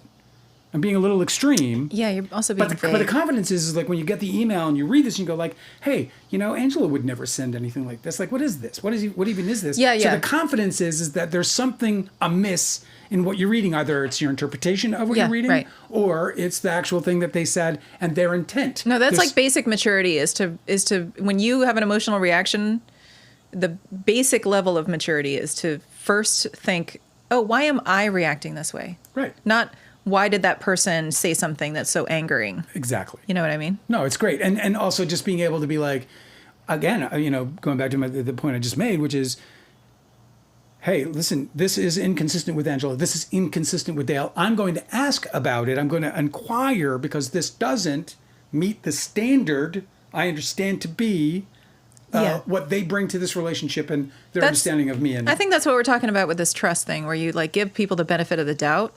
If they've done something you think is fucked up, you sort of are like, okay, well, obviously I don't have the whole story. Let me go ask them. the perfect example, though, was Leo. Like, I would have never, ever in my life, even if I fucking hated the guy, pitted the press against Leo. Yeah, I mean, Never. In my defense, I'll do whatever I have to. But in defending of my work and my own person, I'll do whatever I have to within my own set of boundaries. But No, but like also, who comes up with that scheme? It's a Like stupid scheme. if you wanted to Hollywood. hurt him, like That's you knew boring. every one of his friends, you could have hurt him in a million different ways. Like Yes, I don't of course. know. Right. It's just such a strange thing to. But the point is that he was easily convinced of it. Yeah. But yet, at that point, Leonardo DiCaprio and I, from my perspective, he said so from his perspective, but I'm not going to speak for the man. But from my perspective, right, I concretized the relationship. I poured the concrete into the chamber of confidence and into the chamber of trust. And it had formed, and our bond was there, and it was real, and it was what felt like to me unbreakable. An unbreakable bond, of course, as long as it continues to align. As long as the two or the agreeable parties still remain aligned. Values, beliefs, all these other things. Mm-hmm. So, with that said, like in that moment, my expectation, and this is where I got to, in the title of this, I talked about expectations. My expectation in that moment is that is going to be how everything is treated, right? That questions, that situations that look questionable will be questioned, not judged, not assumed to be one thing or another, but to be asked about in a manner that is consistent with the respect, the confidence and trust that we have in one another. Does that make sense? Yes. I And feel like that's this is where that's so it's not about me like having a princess like, oh, this is the way friendships are, kumbaya. It's none of that shit. no. But what I'm saying is that the only reason why I made that comparison about a princess wedding relationship is that it seems like there's no space in your idealized vision of what your relationship could be. Yes. Are you listening? I am. Let me just say quickly, hold on to that. Yes, Obscure Claire, I do. I'll answer any questions. Thank you for checking everything out. It's so cool. You're here during a deep discussion. If you want to post questions, we'll answer them. Yeah, put your question down. I'll answer anything you have as long as it's... I have a question. Please. Is there space in your idealized idea of a relationship, this romantic union that you have about relationships, okay? Yeah. This princess wedding, as I put it, probably insensitively. God, it's just the worst description I know. ever. I'm sorry if that's insensitive, but I'm just trying to paint a picture here. Yeah, I got to smell this incense to feel better about it. Just go ahead. You keep going. What's it smell like? Sandalwood. Is it nice? Oh, it's just heavenly, really. Are we going to do an ad? Get yours today. Don't burn a whole stick, though. It becomes I don't have a nice enough smile. so intense. Okay, listen. Is there room in this idealized version of a relationship for people to act crazy? Is there... Like, can the Yes. other person act like an asshole on occasion? And that's...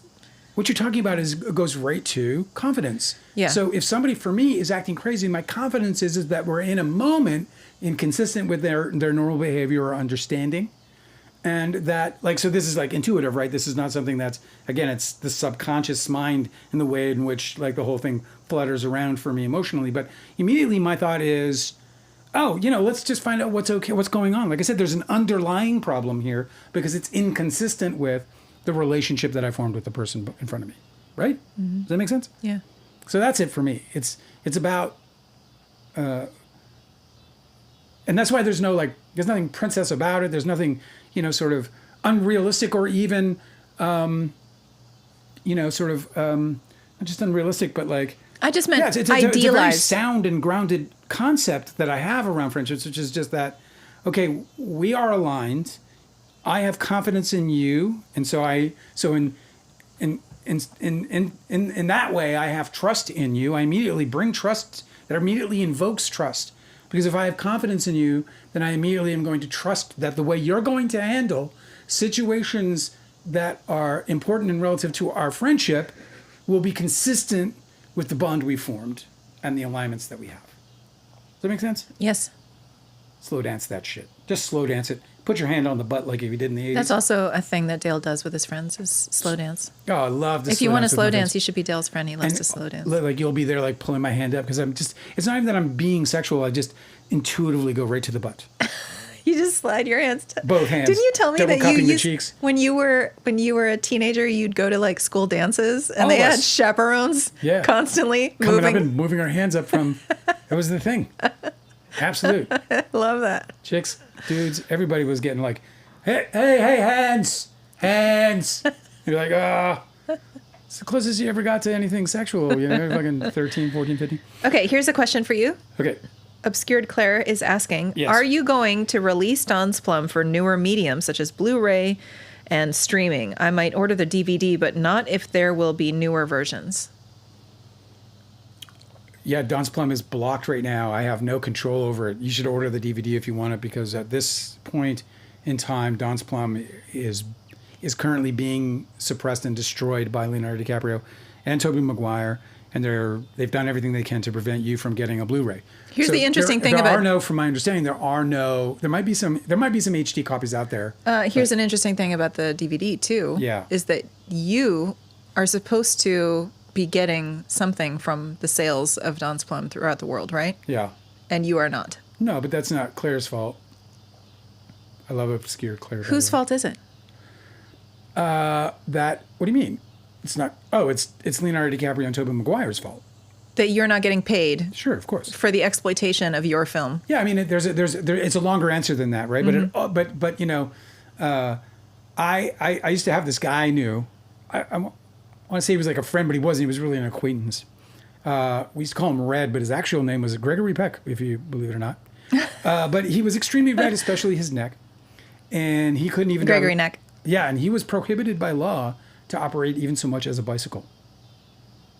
And I asked him why. I was like, what the fuck happened, bro? We were all drinking at his house one night. He's like, I decapitated 4 people.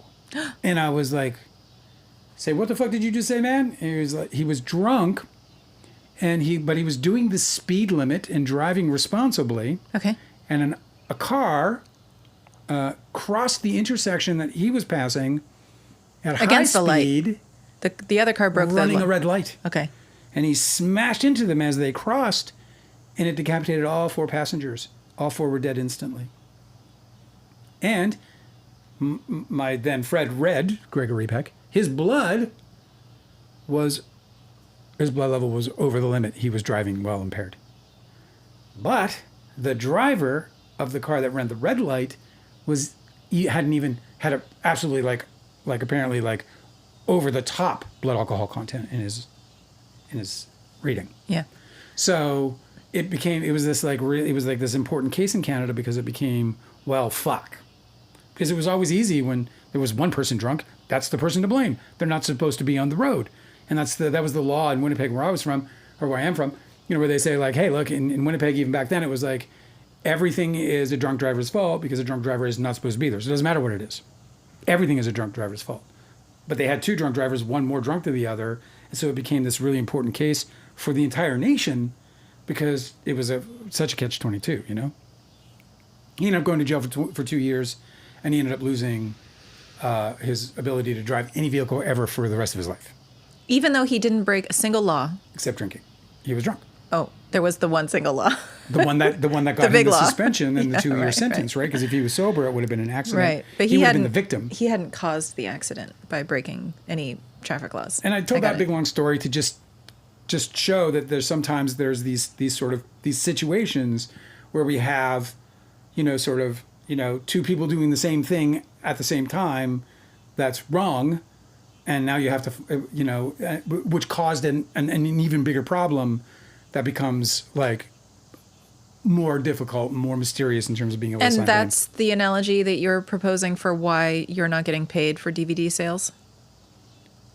Is that what I was talking about? Yes. Oh, I take it all back. Why are you not getting paid for DVD sales? I'm not getting paid for DVD. Well, I guess, yes, it is. I'm saying that because what I'm saying is that Leonardo DiCaprio and Tobey Maguire were the drunks on the road, right? There were other drunks on the road. David Stutman, the producer of Don's Plum. Yeah, he fucked that up too. Yeah, dude, he was another drunk on the road. Yeah. So the problem with me is that I have a bunch of decapitations and everybody's all drunk, and I just don't know who to blame exactly, but they're all to blame to some degree. Sorry, I made that difficult. I guess I could have just made that a lot easier and just said. But you're owed that money too. So if somebody wanted to be a big shot in your life and fund a legal team and auditors and investigators to go and find who is responsible and who has been keeping that money, then you're entitled to it, right? Because you got it on the fucking papers that says that you are. I am entitled to the money. It would be, it'd be hard pressed. It's been 30 years that people have been stealing from me, bro. I mean, the money that's stolen, the best of the money that got stolen from me would be when the early release happened, and there's no accounting. So. How do you know there's no accounting? How do you know there's no accounting? To my knowledge, there is no accounting. Distributors have accounting. So there's no accounting to my knowledge, is what I'm trying to say. Okay, here's another question for you. Yes. Also, are you going to make more drama films? All your other works are genre films, from what I can tell, but I think your best movie was Don's Plum. It was special, says Obscured Claire. Well, that is a very kind thing to say, and that actually brings a little, it kicked the Adam Apple in because I'm having a little emotional problems these days. Listen, I really, here's how I feel about my actual, body of work. There's 2 pieces that are me in my body of work. There's Don's Plum, and there's 2 Real A Hollywood Memoir. Did I point to the right spot? 2 Real A Hollywood Memoir. Those are the 2 things that represent me as a writer, that represent me as an artist, that are really ultimately the jumping off points of who I am, who I feel like I am. And then also, you can't see on this, maybe if you point to your stack of screenplays, I count 4. 2 of them are repeats. Yeah, there's that. So there's 4 screenplays there. Those are originals of yours. Are those dramas or are they genre? This one's like a Deportation. I guess you can't see these. Here, I'll show you them. Hang on. Let me get Angela out of here. Get out of here, Angela. Get out of here. Let's get out of here. I don't belong here anyway. Nobody likes me. All right, the dragon. This is Taylor Swift, by the way. This is Taylor Swift. Just Tay Tay. This is Deportation. This one was optioned by Roadside Attractions. Do you know who they are? Yes. Very, very famous distributor. But we didn't get it made because he ended up stopped producing and got into distribution, and so we didn't get it done. But he loved Don's Plum. His name is Eric Darbeloff. He is the current president or CEO or whatever of Roadside Attractions to this day. It's a huge distributor, very successful. Love that guy. Put a lot of confidence into me, but we didn't make a movie. Breaks my heart. Let's Never Say Goodbye. Another fucking... No. What? Is it what kind of genre Oh, is so it? this is like Don's Plummy. Deportation? Yeah. The original concept I love the most is so the original concept is that this Irish chick, she comes home and finds out that that immigration has come for her in the United States. She overstayed her visa, and she has no idea how they found out, but they did. And immigration is coming for her, and so the movie ends up it opens with it's a chase scene between immigration and her. And she runs and gets away. And then when she finally meets up with her friend, all exhausted and heartbroken, the friend says that they're going to throw a party and they're going to find her a husband so that she can be married before the then called INS, now would be ICE, but then it was INS, before the INS comes and snatches her away. And so they throw this party, and in that party, they're ultimately trying to find her a husband by morning, essentially. And then the whole story unfolds. It's very Don's Plummy in that way. And although there's a script there, the intention was to shoot that entirely improvised. And I wrote the script as a means to try to sell the project to somebody like Eric Darbeloff, because, Hollywood couldn't understand, like, it is what? It was like we started speaking different languages. It was like, it's an improv movie, bro. We improv it. Here's the outline. Here's how we... No. They were like, here's the script. Oh, I like this idea. Exactly. But now we're going to improv. Sure. Do what you want. So it's kind of like that. I guess that's probably an indictment on my pitching skills. Never Say Goodbye is a sort of a mind-bending love story, paranormal. Mind-bending paranormal love story. Something I would also like to improvise. But it's probably my most... It's probably the piece I want to make the most right now in my life, because I think people will love it. It'll just make the hair stand up on your arms. It's also heart-wrenchingly beautiful in terms of the love story, but the paranormal side of it tied in with sort of a disorder and narcolepsy.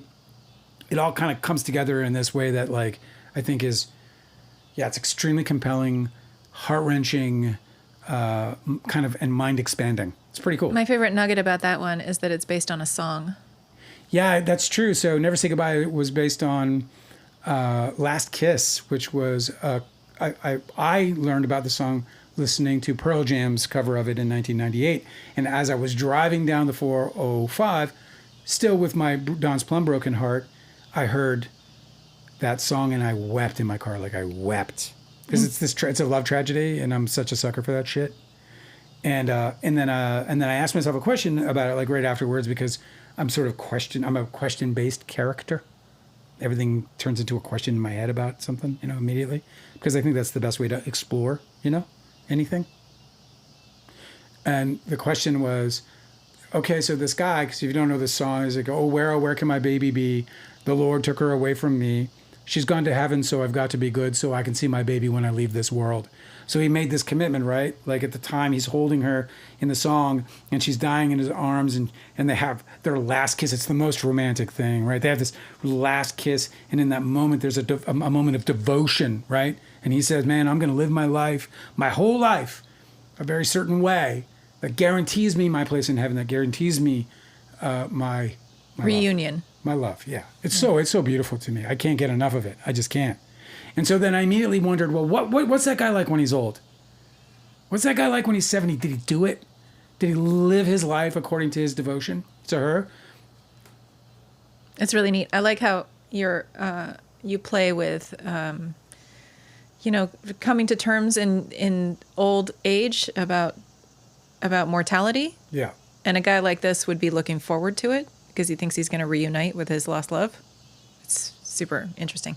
What about this other one? Yeah, I Am Loving You is, man, dude, I went to a hairdresser to get a haircut in Hollywood. And they were cutting my hair and they were like, "Hey, dude, you got a lump back here." And I was like, "Fuck you talking about, dude?" He's like, "You got a lump that I think you should check out." And so, as soon as I got up out of the chair, paid for the haircut. No. That's a lie. As soon as he said that, I had cancer. I was going to be dead in weeks. And there was this girl that I wanted so badly to date. And I was too scared to ask her. And I was confronted with this idea that, like, well, what if this bump is me fucking saying nighty night? I need to experience love again. I just separated from my wife of 13 years. And it was like a loveless marriage for the last many years of it, There was a kindness and a mutual kinship between us, but no love, like relationship love. And I wanted to feel that again. I needed to feel that again. You were, in fact, the person who I felt that with again, following her. So anyway, I got this lump in my back. I was like, oh, shit. So I ended up I went home. I smoked a bunch of weed. And I just grabbed a piece of paper and I just started writing a story about a guy who finds out that he's going to die and then needs to, experience love again. And it just kept evolving and evolving, and it turned into I Am Loving You, which is a name I borrowed from the Avett Brothers album that I have so much affection for as well, called I Am Loving You. And then that last one? And the last one's Roma Leela, bro. It's just a mind fuck of a movie, dude. What's the genre of Roma that? Leela was going to be the first movie after Don's Plum. Art house. Think Gaspar Noé. Think the craziness, like the brain slants of, Haneke and Von Trier. And it's about it's two people with psychological conditions. One is hospitalized, Leela, and the other Roman, who has a bipolar schizophrenic kind of cocktail, who is not hospitalized, and they're both in love. But Leela's condition actually causes a psychological paralysis. So she's actually she's paralyzed, but she's not really paralyzed. But she does not know that, and so and this is actually a real condition, which I didn't know when I came up with the idea. By the way, how about that? It's actually inspired by a play. I'll get into that in maybe another day. But in any case, Roman decides that, or not decides, he sees a place, in a travel magazine kind of thing, and he's convinced that in that place, which is this forest, like Humboldt County, or like a rainforest, North American temperate rainforest, giant pine trees, that kind of thing. And firs, like Douglas firs or whatever, sequoias. And he sees this place and he's like, that's it. That's where I have to take her. That's where her paralysis will be reversed and she'll be restored.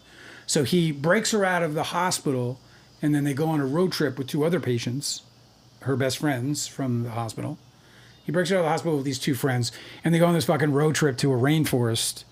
And so it's a road trip movie that revolves around love and obsession and the terrible, terrible effects of possessiveness over your partner. Dope. Yeah. It's loosely based on my parents, because I felt like they had a very toxic relationship where they were codependent and where there wasn't as much love as there was fear of not being together, or what one life would be without the other.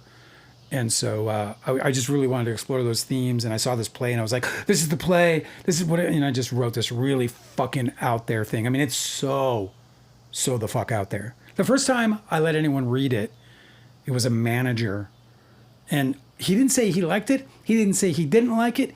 All he did was hand it back to me. He said, now I know what goes on in that fucked up brain of yours. That's all he said. He literally handed it back and he said, now I know what happens in that fucked up brain of yours. And I was like, thanks, Mitch. Appreciate ya. So that's it. Yeah, those are I mean, there are other. I have a slew of movies, but those are the screenplays that I actually decided to write. Thanks for the tour. Hey, man.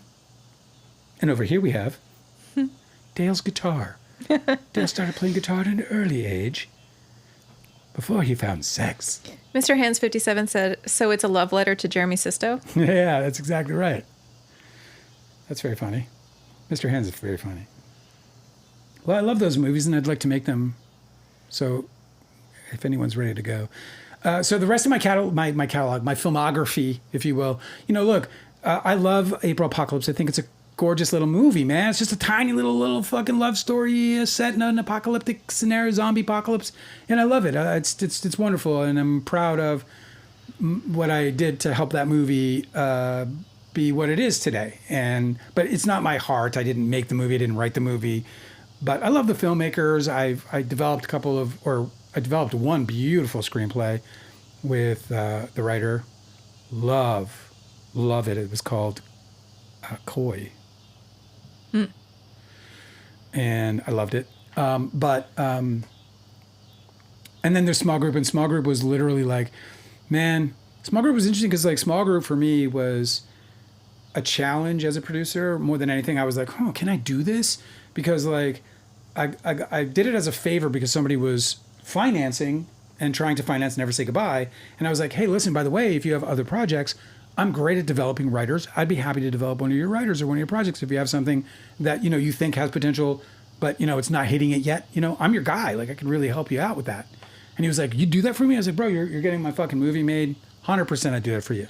So he's like, well, how about a faith-based movie? And I was like, look, as long as your faith-based writer doesn't care that I'm not in any way affiliated to any faith whatsoever, especially Christianity, frankly. You know what I mean? Like I have a particular aversion to that one, surrounded by it. It gets really annoying for me. I have a hard time with it a little bit, dealing with the way in which it's kind of put into my cereal. You know what I mean? Are these fucking crosses? Oh! Thou shalt not kill, thou shalt not kill, thou shalt not kill. Christy Crunch. Christy Crunch. They're magically delicious. With riboflavin. With the riboflavin. And what's the it's always fucking riboflavin. What did they take for COVID? What did people take? Ivermectin. With ivermectin. What was that? I don't know. It's tripping. Obscured Claire has another question for you. All right. Let me find it. Now, everyone knows that your question is my priority. And is producing for different directors better / worse? Is there a best director that you worked with? Well, my favorite director I worked with was R.D. Robb.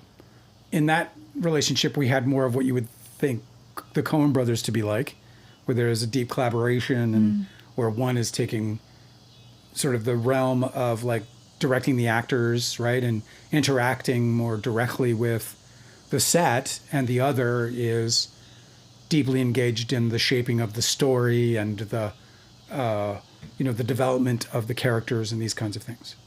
And so I did the latter and RD did the former, and together we made Don's Plum, and I think we did a really great job. And that was the most fun I ever had in terms of producing.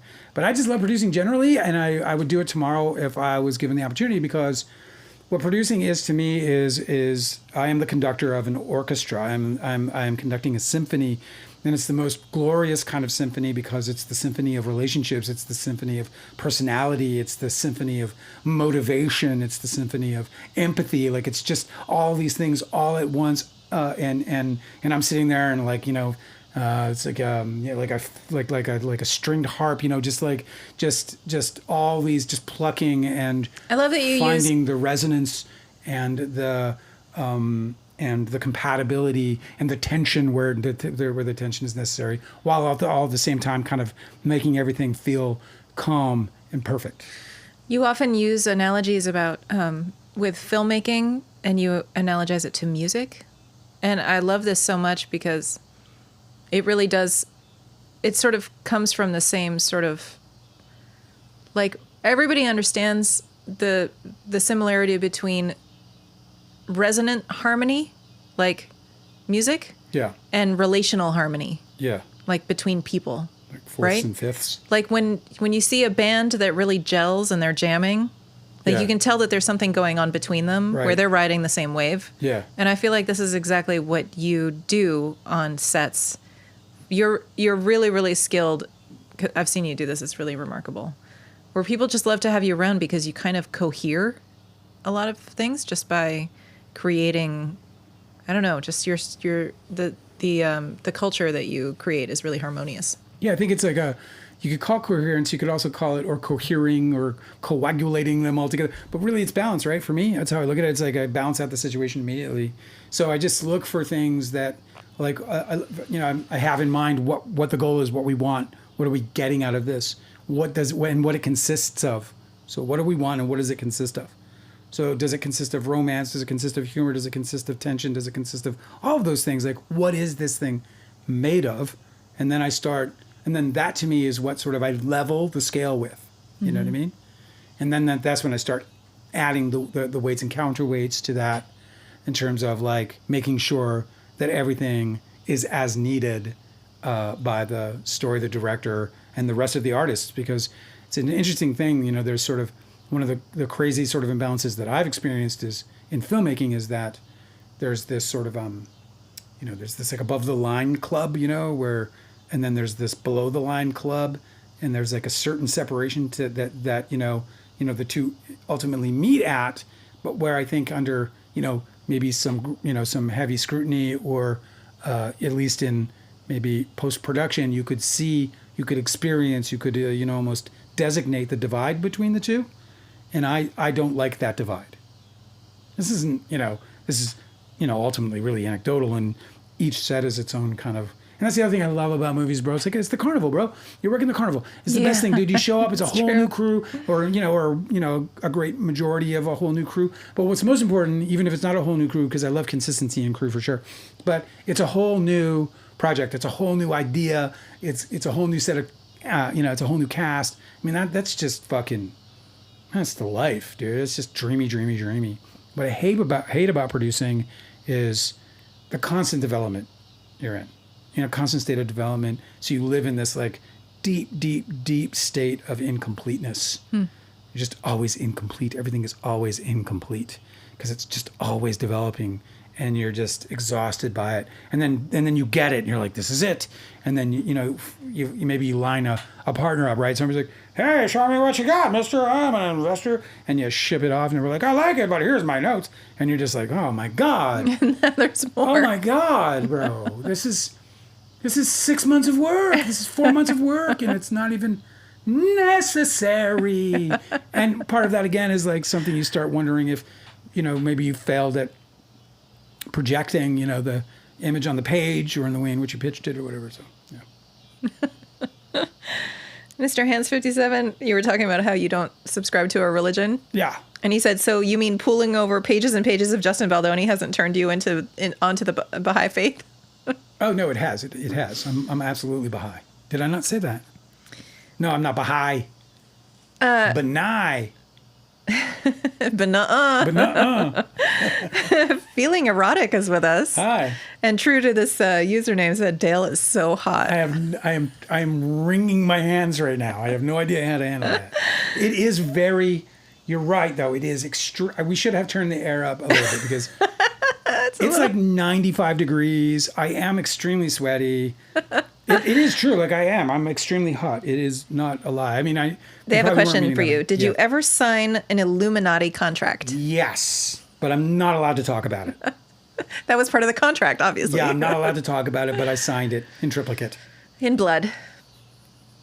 No, but I did work on the... no, I didn't really. I gave some notes for the book, The Illuminati, as its adaptation. What do you mean? There's a book called The Illuminati. It's a very famous book. Fnord. Is it a fiction book? Yes. And so they were adapting it into a movie, and you gave it some notes? And I was asked to give notes. So that is the entirety of your connection to the Illuminati. Exactly. I was like, I'm in. Am I in? Fnord. Fnord. I know what it is. Fnord.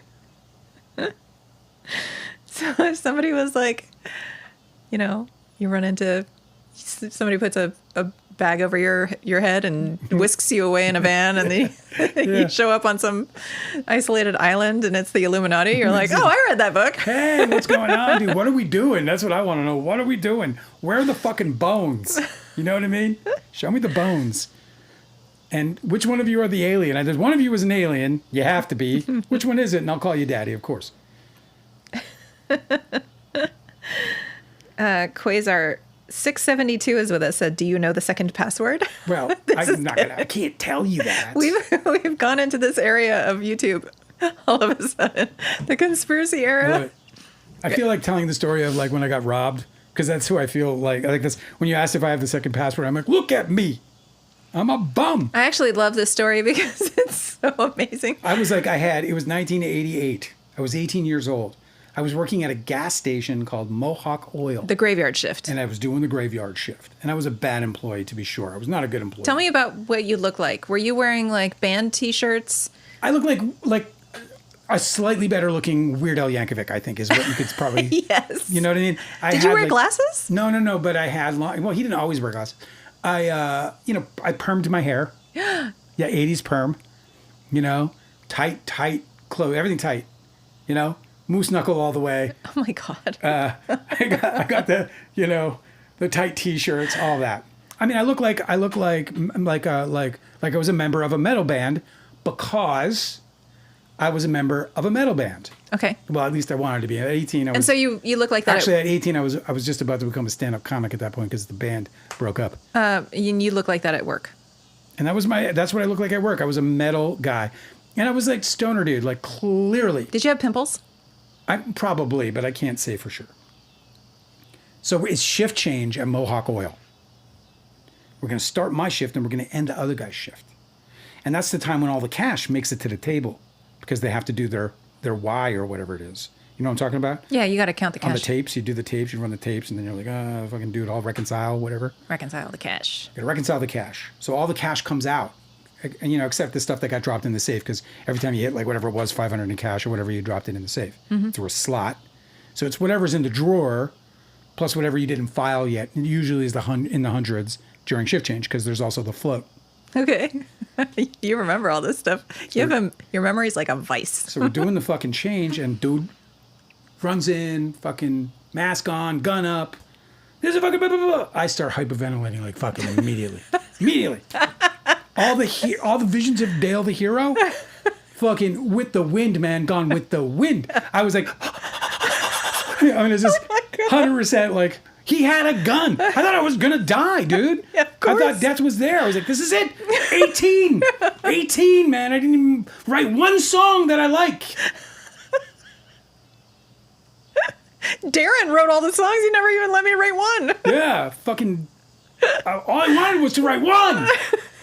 And he runs in and you go, fucking, put your hands up. Fucking, this is a robbery, whatever. And then he's like, okay, fucking. And he goes and he scoops up all the money and tells us to get into the bathroom. So he puts us in the bathroom. And I get into the bathroom. He's like, on the floor. I'm on the floor, no problem. And then what am I doing? Unconsciously, I don't even know because I've never even had a teddy bear or a whoopee. None of these things. But I hugged the toilet, the base of the toilet. Of course.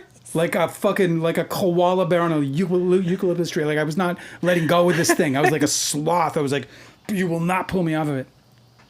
So we hear him rummaging. He's grabbing fucking whatever. He's loading up the cigarettes, doing all the things you do when you rob a fucking gas station at shift change. And then he comes back into the bathroom. And he's like, what's the fucking combo? To the safe, right? And the other guy he was like, I don't know. Then he comes up to me, this fucking guy, and he puts the gun to my damn head. Oh my God. And he's like, what's the fucking combination? And I look up at him, right? And this gun is against my fucking head. And I'm like, would you look at me? Would you think they're going to give me if they give me the combination, I'm the fuck out of here, dude. Like I'm yelling back. Just look at me, dude. I am... They're not going to trust me. I'm a degenerate. I'm a dropout. I'm what they call a loser, bro. They're not going to give me the fucking combination to the safe. But when he put that gun, dude, to my head, oh, God, I just lost I just love your self-awareness where you're like, look at me, dude. I couldn't believe it. I'm just shouting at him. I was like, you can't be fucking serious.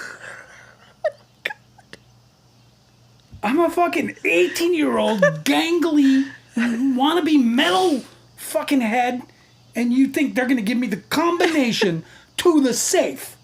So what happened? Brother, man, I'm all the way in Brandon already. Brandon is a small city outside of Winnipeg that I would have to get to first on my escape. On your skateboard. Because you're a teenager. So then what happened? Janice is like, you permed your hair? No judgment. I was kind of hot. What happened? What happened with the story? He got away. He fucking walked out. He didn't shoot anybody. Here I am. And he fucking left, and I was embarrassed. Did he say anything? He didn't say goodbye. No, he just left. He just walked He out didn't after say goodbye. I'm not asking about goodbye. Of course, he's not going to be like, I love you guys. Toodles. All right, you guys take care. Can you imagine? Call me. You know what the funny thing is? Well, not so funny thing is that my gas station was kitty corner to another gas station, which was across from another gas station. Yeah, So we had so- this trinity of gas stations. You know how that goes? Yeah. And this is like one of the last stops before you hit like the perimeter highway and then eventually the highway, the Trans-Canada Highway, right? Where you're getting the fuck out of Dodge. So there was not, so there was like these three competing gas stations, and for, whatever period of time, I guess it would maybe over, whatever, a few weeks, I saw the other two stations get robbed. Like I saw a dude run in. Like I saw a dude like run out, from- and then minutes later I saw cops. Like everywhere. you're a clerk and you're like at the counter and you look over and there's like a fucking holdup happening like across the street, but I Oh can my see it God. happening. Yeah, I saw it happen twice, which is very interesting. Was And it it before? wasn't on shift changes. Was it though. before or after you got held Well up? before, yeah. I didn't last long after that. You know what's crazy? To prove my point to the fucking guy robbing us, I got accused of setting the whole thing up. Because I was a fucking metalhead with fucking permed head. My boss was like, Dale, we suspect that you had something to do with the robbery that took You're place like- here last week. And I was like, what the fuck are you talking about? I'm a fucking victim of a crime. And it was, it was a prejudice, it was like a Yeah, of course. bigotry, my fucking metal. Well, it's good for nothing anyway. I mean, what could they... So I quit that job. Yeah. But I was not a good employee anyway, because here's what I did do. I ate everything in sight. Like during my shift, I'd be like, mopping the floor, and then I'd be like, we had peanut butter crackers. Jim. I like Slim Jims. I think I'll have another, actually. I had this like, that was bad. Like this one guy came in. He was a pizza delivery guy. And he comes in and he goes, hey, I deliver pizza every day. Do you do this every day? I was like, yeah, I do. He's like, well, what if I get a free pizza from work? It's personal pizza, but I get a free pizza. I'll give it to you if you give me a pack of cigarettes. And I was like, that sounds like a fucking fair trade to me. So I'm just like stealing from this company. I'm like, I only worked there for like 3 months, and then they did a confectionery audit, and they were like, "Hi, Dale, yeah." So we've seen a large spike in shoplifting in the store. Specifically those Slim Jims. Those Slim and Jims those are- cigarettes. Hot topics. I love that teenager logic where you're like, I'm at a store where all this stuff is, and you're going to give me something for one of I these. felt very entitled to all of it. Yeah, I felt like I was at like my house to be like, what do you want? You want cookies? I got cookies, yeah. Here you go. Do you want to catch it? Cookies. That's what it felt like. But then it got kind of bad. Like I started realizing, wait, maybe I'm not doing a good thing here. Because like my friends started coming, They'd be like, hey, yeah, what's going on? How's your shift going? Oh, it's pretty good, Trevor. How you doing? Yeah, I'm pretty good. Hey, you can't eat that, dude. Why? Why the fuck not? It's a sandwich. I'm hungry. Just like that shit was happening all the time. Because you're a pushover. Yeah, I'm a bit of a coward. It's true. No, not a coward. No, I think I'd call it a coward. I'm cowardice. No, you just had teenager logic where you're like, well, there's stuff here, so if I you would want yell at it. them. I'd be like, you can't eat all the confectionery, dude. And they're like, why? What are you going to do about it?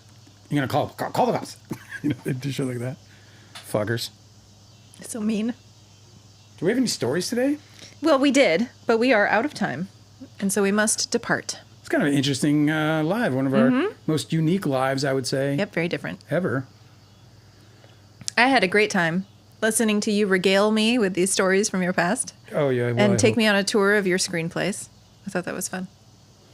Oh, yeah. Well, that was neat. Thank you for suggesting. I happen to be in love with you, so it's very easy to be a fan. But one of the things that is so fun about it is that Basically, it's false praise. What we're doing. no. You're actually extremely talented, and so it's just really fun. You know how like have you ever had like a really close friend and then they start a band, and you're like, yeah, sure, I'll go and see your band, but like it's horrible. Yeah, of course. But you're like you have to still support them and be a fan of their band, even though they she absolutely knows my band. Oh yeah, they're real. Good, they're real. Well, I have it easy where like I get to be a fan of yours, and you do really good work that makes it easy to be a fan of yours. You know? Well, thanks for saying so. I am proud of the work I do, Yeah, you and should I be. do think that, you know, it's my life is one of those like sort of weird kind of almost tragic dichotomies, because I think the hardest thing, I taught at the University of Georgia for a few semesters, and one of my students came to me and she looked like a deer in headlights. She was so absolutely terrified because she said, I'm about to graduate. This is it for me. And she's like, I have no idea what I'm going to do. And I mean, she was like, they called me professor. It was stupid because I'm not. But they called me professor. She was like, Professor, I don't know what I'm going to do. I was like, sit down. Let's just talk you through it. You know, because it was like, she was in a state of panic. And it was in that moment that I recognized like that I was so damn fortunate that at any age at all, let alone a young enough age at 24 years old, that I knew exactly what I was because I witnessed it. Yeah, I that's saw great. it. You know, I was an actor on a short movie, and I saw what was going on behind the scenes, and I was like, that's me. That is me. And I knew it. And I knew it, you know, fully and completely, wholeheartedly. And so I just feel very, very lucky that that happened to me. But the dichotomy, of course, is that it all got taken away and burned to the ground. So now and you got to figure it out my again. reputation was destroyed and all that other shit. But I still love the work. And so what I mean by that is like you're so complimentary. I'm just saying that I think the reason why my work is at the very least half decent is because it's what I'm here to do. It is what I'm here to do. Like if you're supposed to be a baker and you don't find out until you're 55 years old that you're supposed to be a baker, when you start baking, not only are you going to recognize that you're supposed to be a baker, but so is everybody else eating that goddamn shit. Mm-hmm. Do you know what I'm saying? Mm-hmm. Because, you know, it's our souls, man. It's our souls. Yes, I would teach again. I would love to teach again. And it was fun to be a professor, or what they would call a professor, but what I would call an instructor. One of the best times I ever had, really. I loved working with the kids. I loved being able to kind of like, you know, sort of express sort of out there concepts that I try to in some way wonder about as a sort of an articulation in the YouTube universe, but have not yet found a way where I'd feel comfortable in saying, hey, like this could help you get to where you're going. But I loved the wide eyes. I loved all the like the enthusiasm, the excitement for the greatest fucking, you know, artistic expression on earth, film. It's the most complete, you know, yes, and there's something more, you know, sort of innately important about music, and music probably is the goat of them all. But there's something so unique about film and the way in which everything comes together, where all the senses almost, you know, where all the major senses, the three major senses are wildly involved in creating the experience, and how they come together. It just fills me with a kind of an inspiration that I've never felt doing anything else, even the book behind me. And the book behind me I love, and I think, you know, the reviews speak for themselves. I think it's a great book and really does, it did a great job expressing, you know, the What is the book called? It's Too Real, a Hollywood Memoir, man. Take a trip back to 1994 when I got into this big mess and, you know, just before Titanic ruined every goddamn thing in the world. All right. You guys are the best. I had a great time hanging out with you. Thanks for those who came that we haven't met before. Oh, yeah, really it's fun. appreciate you. Hope you'll come back again. We do this every Tuesday and Thursday between 6 and 8 p.m. You got that wrong. We do this every Monday and Thursday between 6 and 8 p.m. And we have a really good time. Most of the time we wear clothes. It's a good time. So if you'll come and hang out with us, we would certainly be glad to have you. A lot of times we'll just cover some of the sort of, we're a social commentary channel, really. We just spend a lot of time, you know, blabbing about what's going on in the world. And sometimes it gets a little like whatever obscure, and we start talking about things that are personal to us, like our friendships, you know, whatever. I'm a fucking injured bird, and sometimes I gotta let it out in these lives. Had a great time. Thank you so much. You were fucking amazing tonight. Thank you so much. It was really a great time hanging out with you. And we'll see you again this Thursday at 6 p.m., guys. Yep. Good night. Good night. Good night.